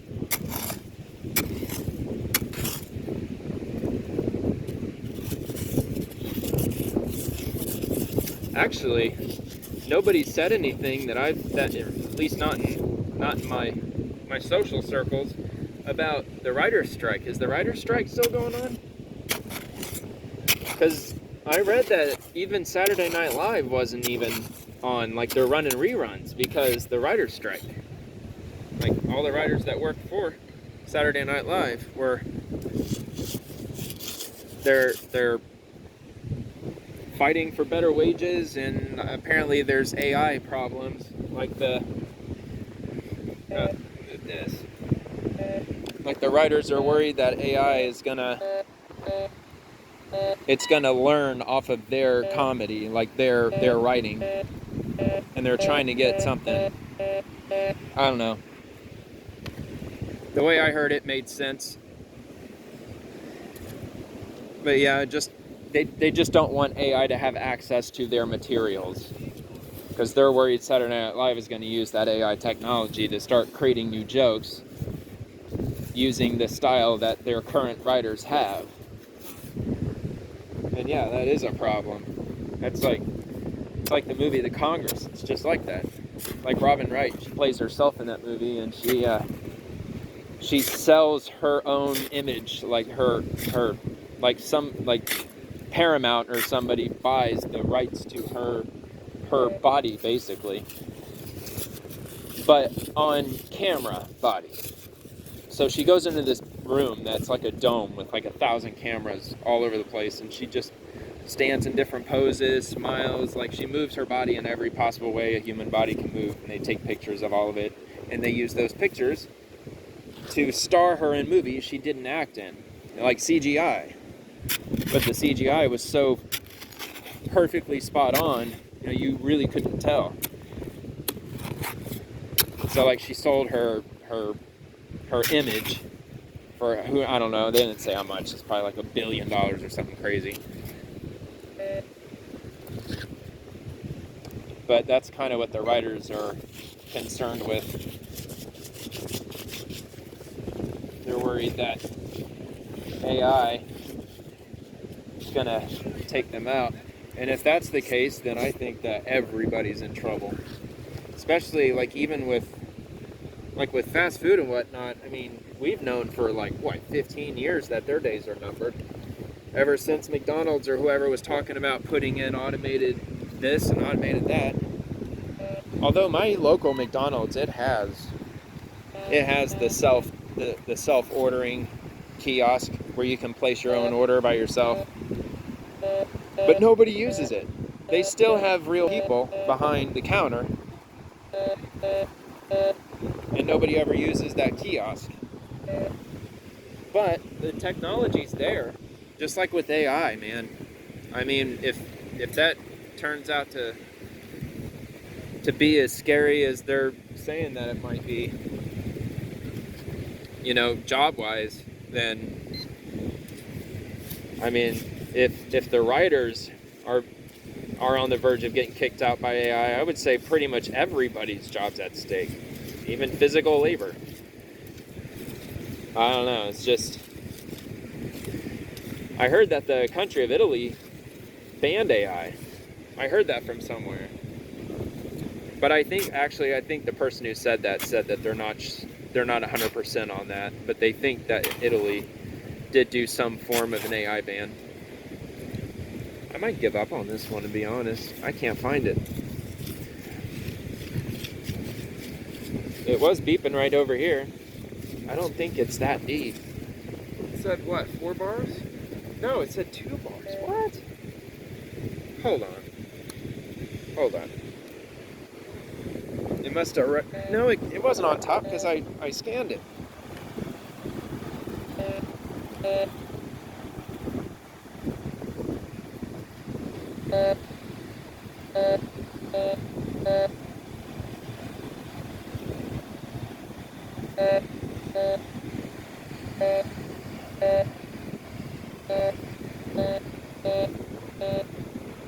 All right.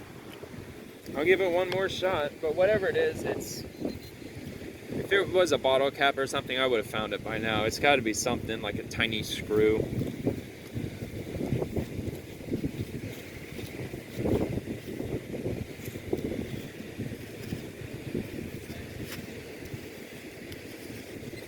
Oh. Here we go, finally, man. Uh-oh. Did I lose it? Oh, wait, here we go.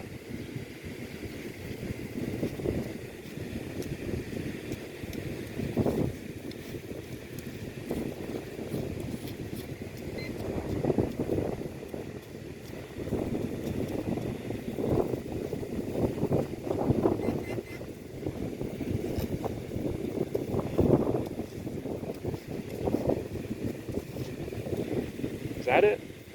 Oh, there it is. That's why it was so hard to find. Good grief. Cigarette foil.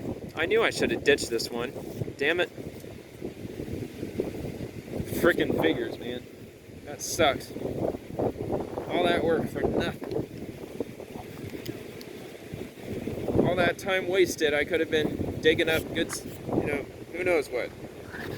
Could have been digging up quarters by now. Gold doubloons.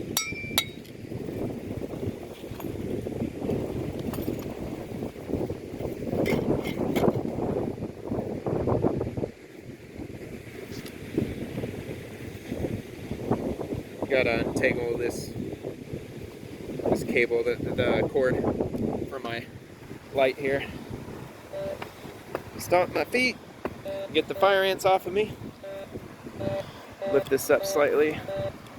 Why is that thing going ballistic? What are you doing, dude? I am moving a little bit. Jostling it around, maybe that's what was causing it.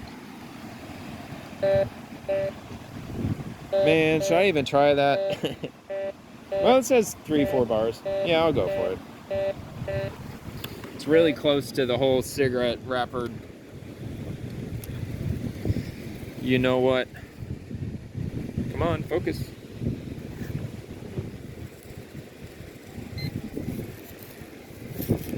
Any ants? Just a few. Oh, there it is. Snake. Can I get it to focus? There we go. Steak. You know, focus there? No? Just testing it, just see how it's doing. Not doing very well. Disappointed. Disappointed in my phone. Disappointed in Samsung. It's a Samsung Galaxy A32, so it's the cheap model. It's the cheap Samsung. I paid like 100 maybe. Nah, probably about 120. I paid 120 for it, and it was refurbished. In case you're wondering, like, how in the world that was possible, it's refurbished. And a lot of people, oh, it's right there. Just trash. But it is kind of a dice roll. If the phone is messed up or it doesn't work, I mean, they're supposed to test it after they refurbish it, see if it actually works. But I know a lot of people they're standoffish, or they had a bad experience where they got it refurbished and like just a few months later it just crapped out on them. But I've had a pretty good track record with refurbished items. I have 3, oh, that's the Capri Sun. But I've got 3 PCs.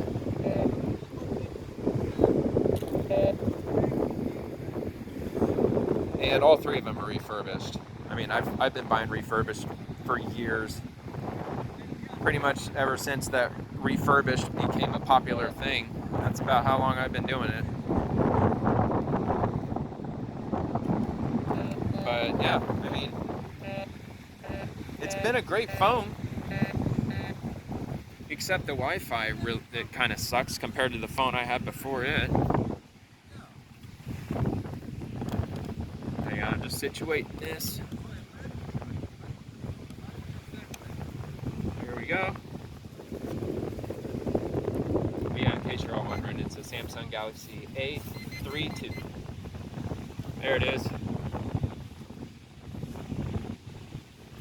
Still stuck in the sand. There you go. But yeah, the Wi-Fi sucks on it. I have to turn off and turn on my Wi-Fi. It seems like once every day. Probably about once a day.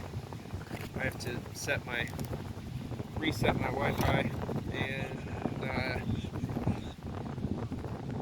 that's really the only other complaint that I have. It's heavier than my other phone. The phone that I traded, I didn't trade it, but the one that I was using beforehand, it was a Samsung Galaxy A20, which this phone that I have now, it's way faster.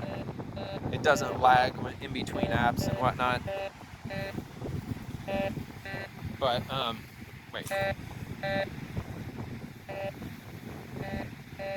Okay. Just making sure. It's gonna be right about there. But the screen was way nicer. Way nicer. It had true black also. Was that like OLED or whatever? I don't know. There it is. Another one of those. I think that's the 3rd or 4th one. One that looks like a candy cane. But yeah, it had a amazing screen, and it weighed a lot less. And yeah, I never really had any complaints on its performance other than switching between apps.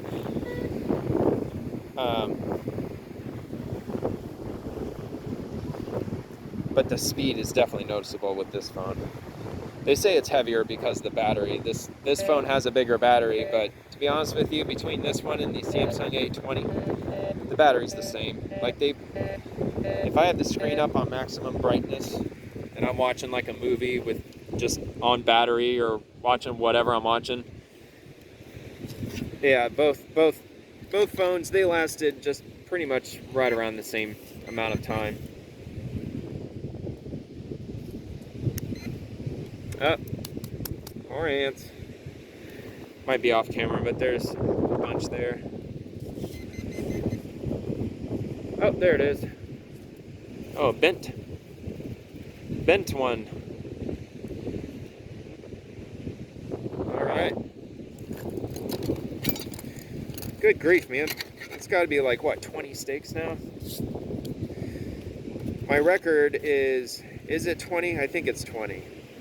It's either 19 or 20, but I think it is 20. I don't know, we'll have to see. Maybe I'll break my record. Yeah, I've been out here almost 2 hours. But it's heavy. I mean, like, it's not getting, like, super heavy, the pack. But,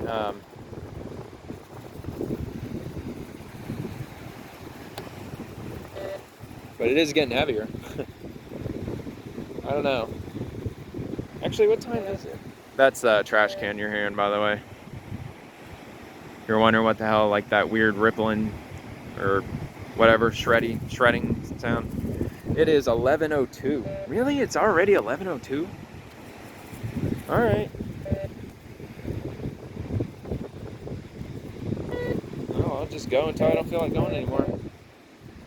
Yeah, I'm gonna get a lot of hits from this trash can right here, so I'm just gonna go.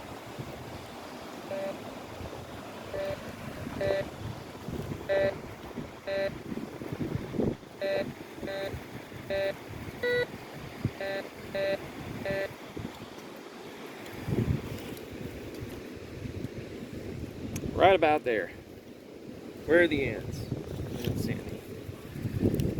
It's such a distraction because when I look around for ants, like as soon as the metal detector, like when I've got it pinpointed, I have to keep my eyeballs right there until like I'm staring at it the whole time when I'm squatting down, putting down the camera, lining it up where it needs to go, and also having to look around for ants.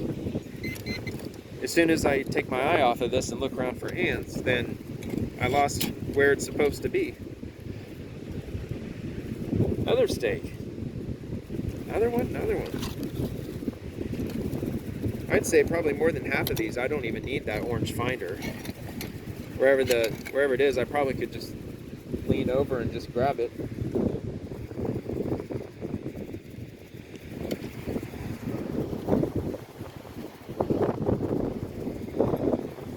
All right.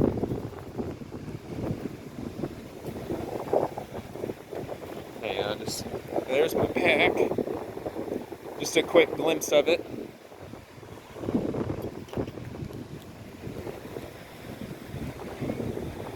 Grab a drink here.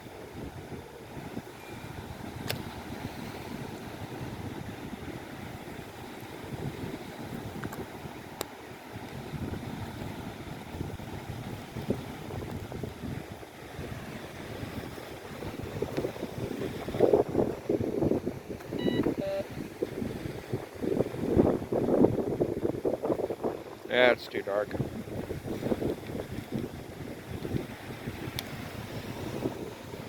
I think that's where it was at already.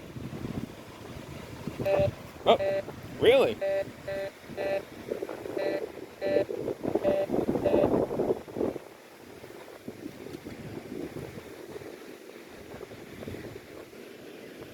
All right, I'm not seeing any ants over here.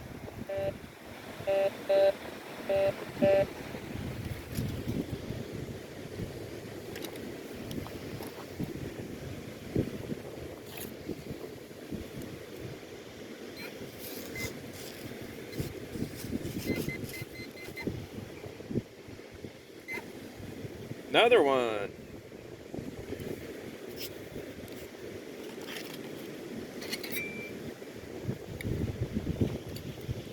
Another one bites the dust. do, do, do, do, do, do, do.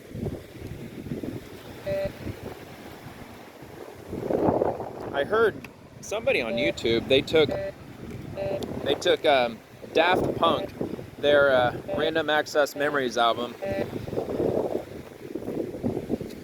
and they took Michael Jackson hits, and they were able to sync those two up, and it sounds unbelievable. It's really cool.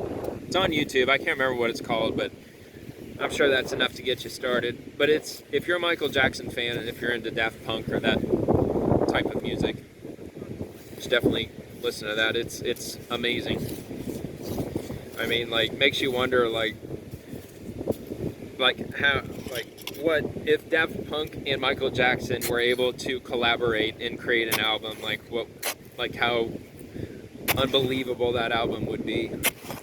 It'd be pretty unreal, I bet. But it gives you a little insight into what that would have been like.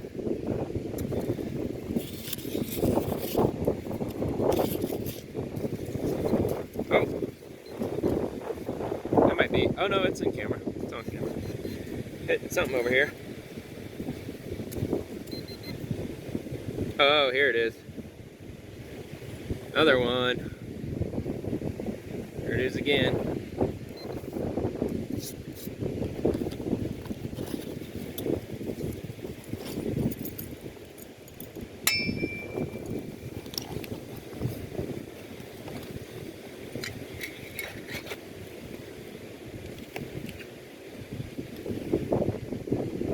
Little bastards better not bite me.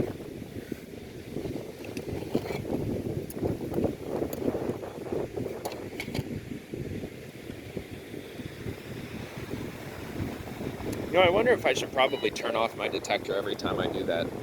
Because I just leave it on. I just set it off to the side while I dig it up with the finder.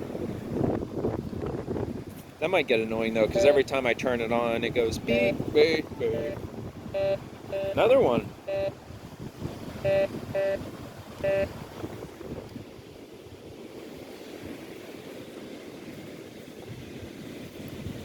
Oh, bottle cap.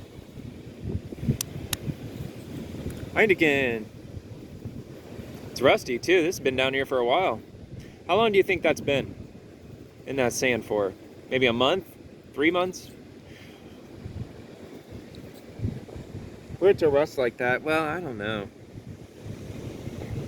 I'm thinking rain. I'm not thinking the ocean, the salt water. Which I'm sure it probably, I mean, as close to it is, as it is to the water. I mean, the high tide doesn't cover this up right here. But I'm sure it's had some exposure to the salt water in some way or another.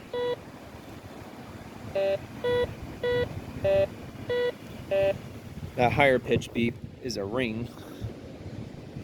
Oh, here it is. Martinelli's Gold Medal Sparkling 100% Juice. See if I can get that zoomed in. There we go. I've never heard of Martinelli's. That actually reminds me. I bought some kombucha at the store, and I haven't had that stuff in like a couple years. And I remember the first time I tried it, my sister, she isn't anymore, but there for a while she was all into veganism and come on, camera, get in focus. Here, hold on. Let me try this. Focus, thank you. Good grief. I wonder if I should lock it. But she told me about how kombucha is good for your gut, which I have since read that that's not actually scientifically proven. That, you know, the jury is still out as to whether if kombucha really does help your gut as much as they claim that it can.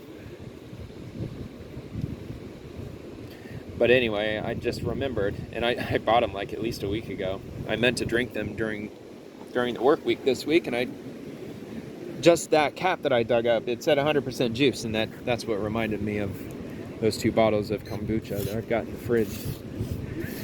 But when I first tried them, she didn't tell me that they were fizzy. I didn't know that. I was just expecting just some juice, like tasting like just regular juice. And to take that first drink, because I really love fizzy drinks. That might have been a nail file. Not sure. I think that might be a nail file. This isn't the first one I found. I found a few of these. Even, yeah, the ones that are broken like that. Maybe I don't know. What do you think? I think it may have been, but I mean, I could very easily be wrong.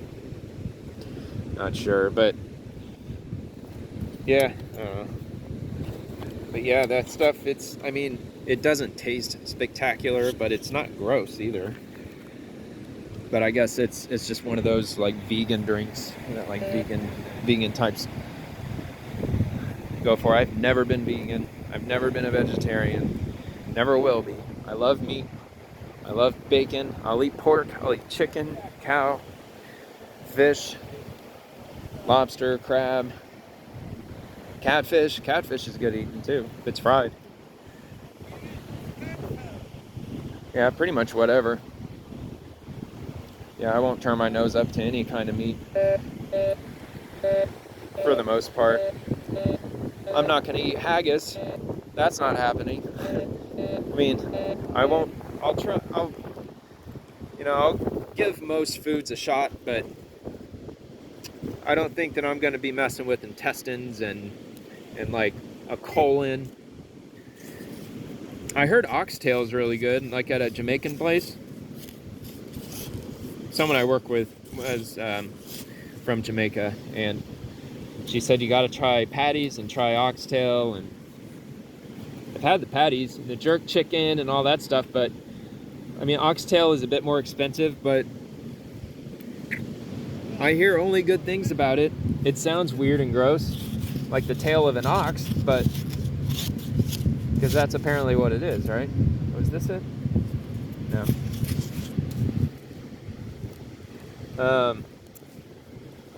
Yeah, I still gotta try that.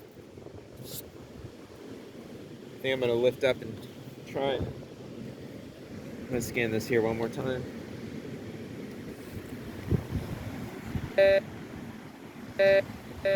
Ah, it's further over. All right. Oh, here it is. Right there. Boom. I've had to have found 20 steaks by now. Right, I've got to have found 20 by now.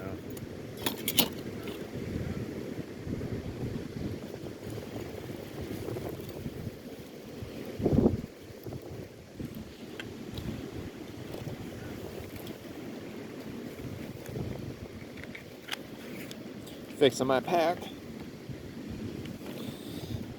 Oh, strap is weight. Hold on.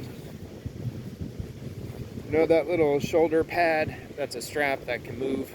That always moves. It never stays where it's supposed to be. I'm constantly fighting that thing on this pack. It's really annoying. Oh, crap. Don't want to leave that.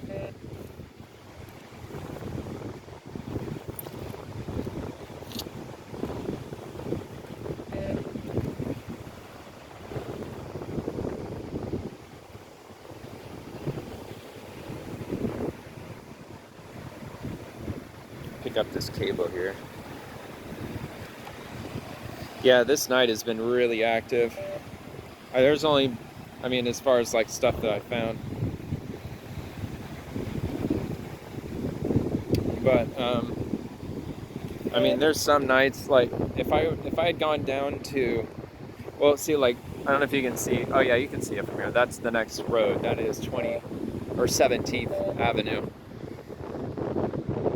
So I'm right back into this situation that I already talked about near the beginning of the video, where like most people will congregate right around here. That's why I keep getting hit after hit after hit. Is it blurry again? I'm sorry, y'all. I don't know why this stupid freaking camera. Let me see. Alright, I locked it. Come on, detector. What the freak? crap. I locked it in place, so it shouldn't go out of focus. I just got to remember to unlock it when I set down the tripod, or else it'll be out of focus. Really? I thought I would have hit something here. Yeah, that's going to be the nails in the boardwalk. So yeah, here we are, 17th Ave, sand dune. That's the trash can. There's a little boogie board there. You know, that's pretty cool. I think it's perfectly fine. Look at that. Somebody's just throwing it out like they're leaving probably. They're probably flying back home and they're just leaving it here. That's really cool. I might consider... Oh no, it is broken. Yep, it's broken right there. Bummer. Should have known. But that's not unheard of though. It's not unheard of for somebody to come down and like fly down. You know, you're coming down here on vacation, flying into Tampa International Airport. You know, especially if you got kids with you. You know, they're definitely going to want to go by a surf shop and get something like that. Like that boogie board, it was probably, well, actually here, I'm gonna fix. I think it got really dark when I did that, didn't it? Yeah, it did. There, that should be a lot better. There we go. But yeah, that boogie board was like at the most probably 20 bucks. At least it should be. I mean, it shouldn't cost any more than that anyway. But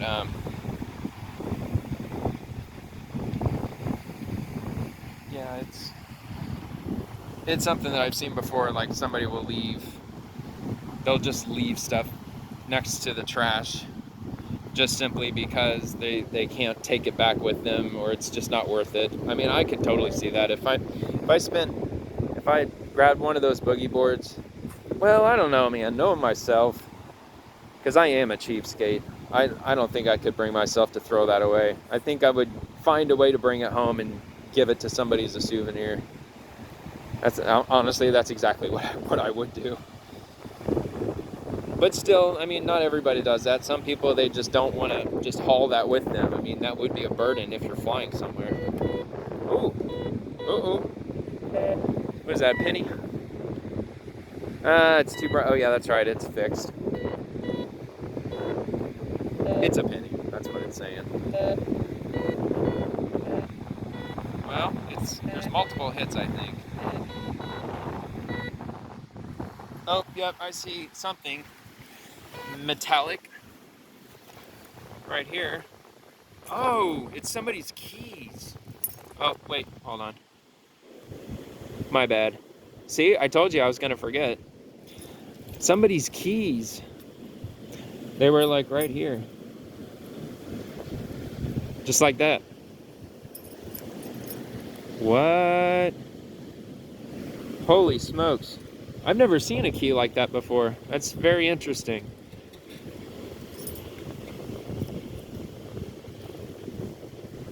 Chateau. That's what it says. It just says Chateau.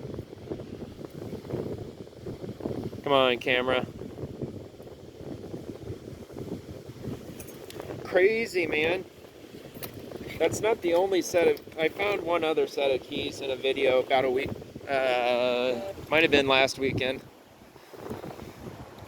Crazy, man. I mean, it's not worth anything, but you know it ruined their day. Like, that really sucks to have to lose that. I mean, but what do I do? Do I just put it back? I think it's pretty obvious that it's this thing. Oh, it's a Crown Royal. Or, no, it's not. I thought that was Crown Royal for a second. Just the way this looked. Herpo the Foul. Herpo the Foul was a Greek dark wizard. And Parselmouth. He was the first known wizard to breed a basilisk. Interesting. It was just laying on the sand. It'll focus. Herpo the Foul. Very interesting. Is that like a prayer card? Because I think it's what Catholics don't some Catholics use prayer cards or something like as part of their prayer ritual? Hey, I'll hang on to it. I don't think that's what was setting off the alarm though, or the detector. I think it's something else. Hang on, I'm just trying to put it in somewhere that it's not going to get damaged.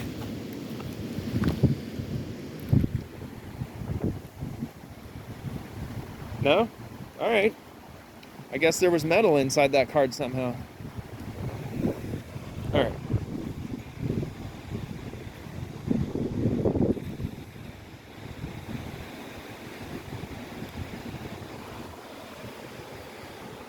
Yeah, see, I don't know what they're looking for. Yeah, see, you can't even really see them anyway. I'll show the houses back here. I know you've been seeing nothing but sand for almost the entire video, but just having the light. Actually, here, let me see if I can. There you go. Just get kind of a look at the night.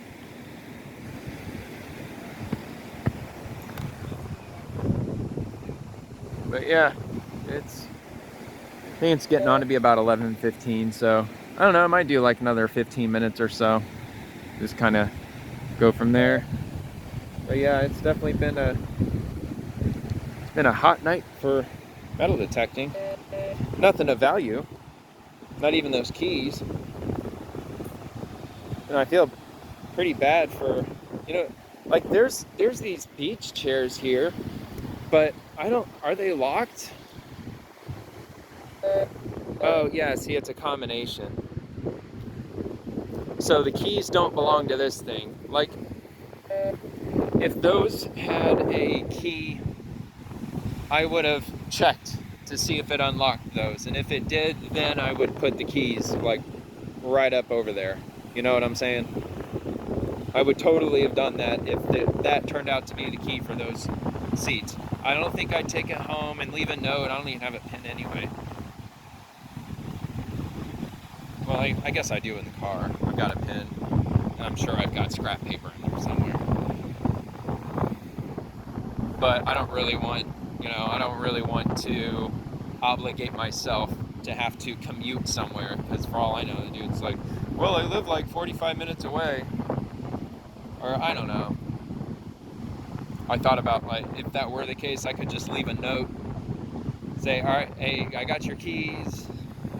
I didn't want somebody else to walk off with your stuff. But I don't know, those are weird keys though. Those were like keys to like what do you think they were keys to? Like a shed or something? The keys look too big to be for like a bike lock or like a gun lock or something like that.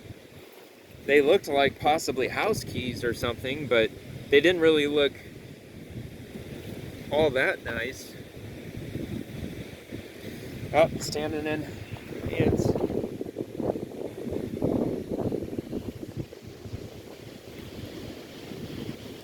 Hold on, setting down the pack because gotta check the ant situation. Here we are.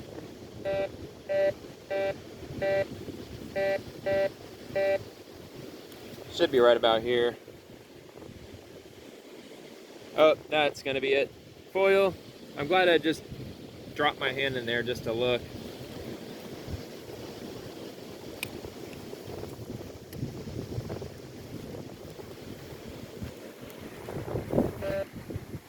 Babe. False alarm. See? Alright. Alright, I'm gonna start heading back up this way again. Oh, maybe not. Maybe I'm gonna dig up something else.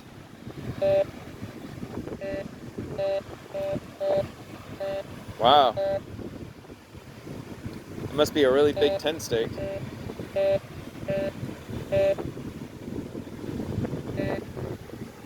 says 2 bars. So I'm sure I can just lean right over here and just...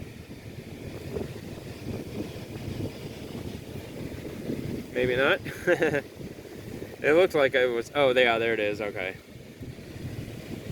There you go.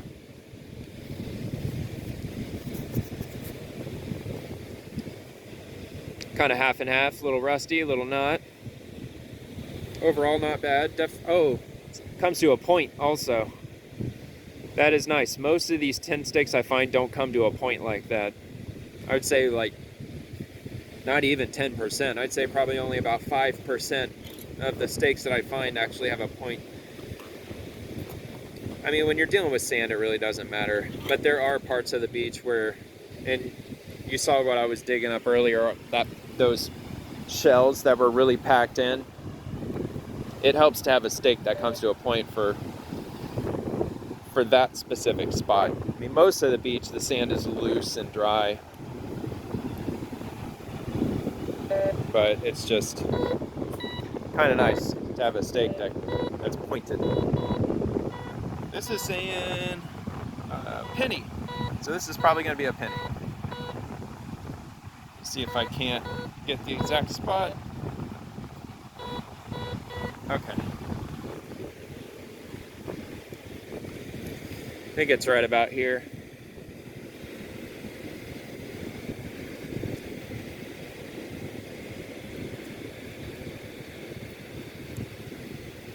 No? My finder.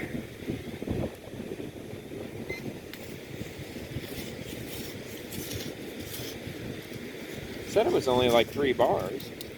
Should be like, should have been right up here by the surface. No? Alrighty.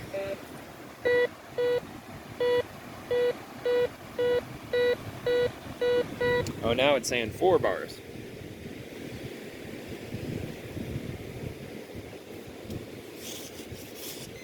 Oh, here we are.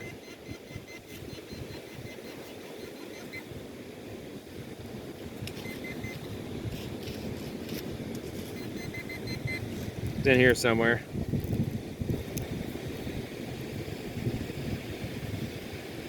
No? I dropped it.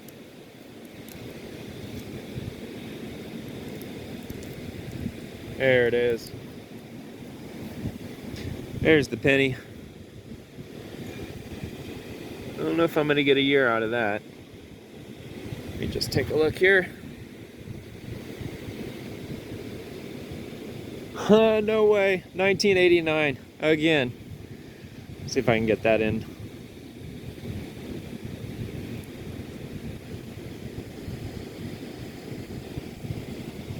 Yeah, I don't know if it's really hard to get it in like focused, and you can see the year. Like the angle just has to be just right. Yeah, there you go. That's 1989. Cool. Just a coincidence. I mean, it's not earth-shattering. I mean, it's not 1 in a million. It's just interesting to have 3 pennies found tonight. 2 being 1989 and 1 of them being 1988. Checking out my vape situation. The wattage turned back up to like 150.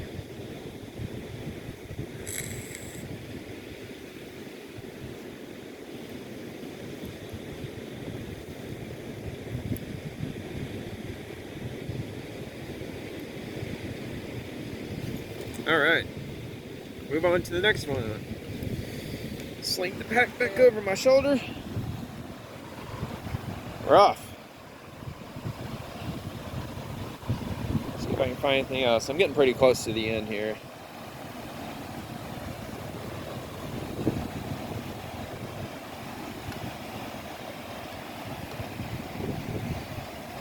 Probably gonna call it after I make one more pass up.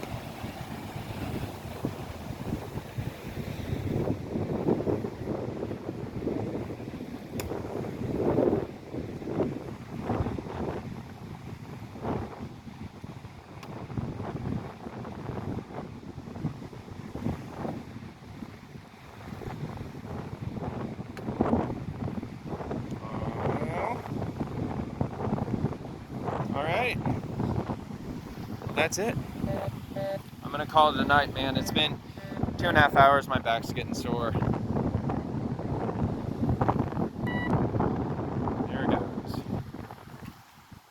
Plus, let me check the time. It should be about 11:30, right? Yeah, 11:31. Fix my tripod. So if you're here just to see me dig up stuff, feel free to click off, or you can just keep chilling till I cut the video.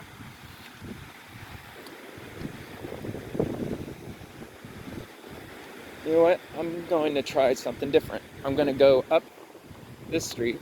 This is... Oh wait, no, that's not it. It's around these. 17th Avenue.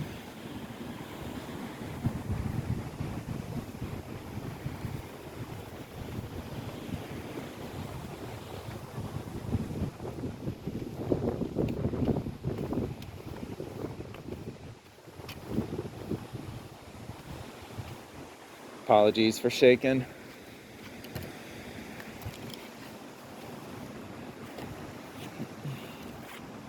Just gotta put my pack on.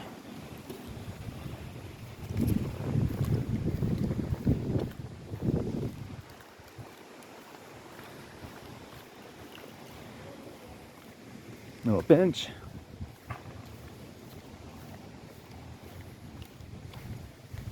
Oh, this is a paid lot. Interesting. Or is it? No. Oh yeah, okay, yeah. There is. There's a paid lot right there.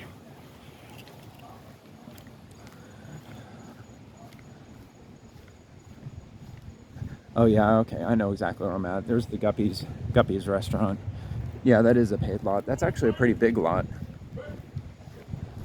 There's probably... There might be about 75 spots, maybe 100 spots there. All right, I'm gonna cut my light. I don't think I need that anymore. Oh, people probably getting their drink on.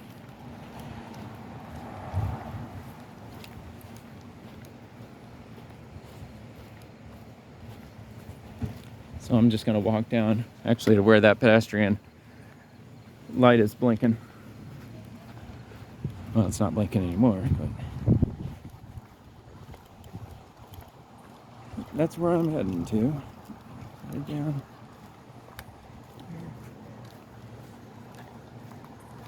I'm at the very next street at 16th.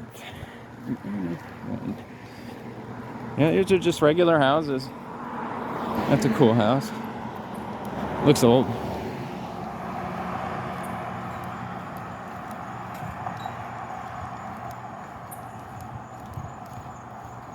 But yeah, it was a good night overall, man. I'm sure of it. I'm sure that I got up more than 20 tent stakes worth.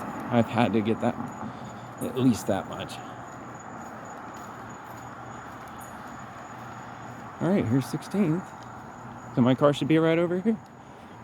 Yep, I see it. Cool. Well, that pretty much about does it for me. Yep, 16th Avenue. I'm walking toward the beach access where I originally came in. My car's coming right here, right up by the street light. All right, well, comment, like, subscribe. Thank you so much for watching, and I'll see you in the next one. All right, see ya.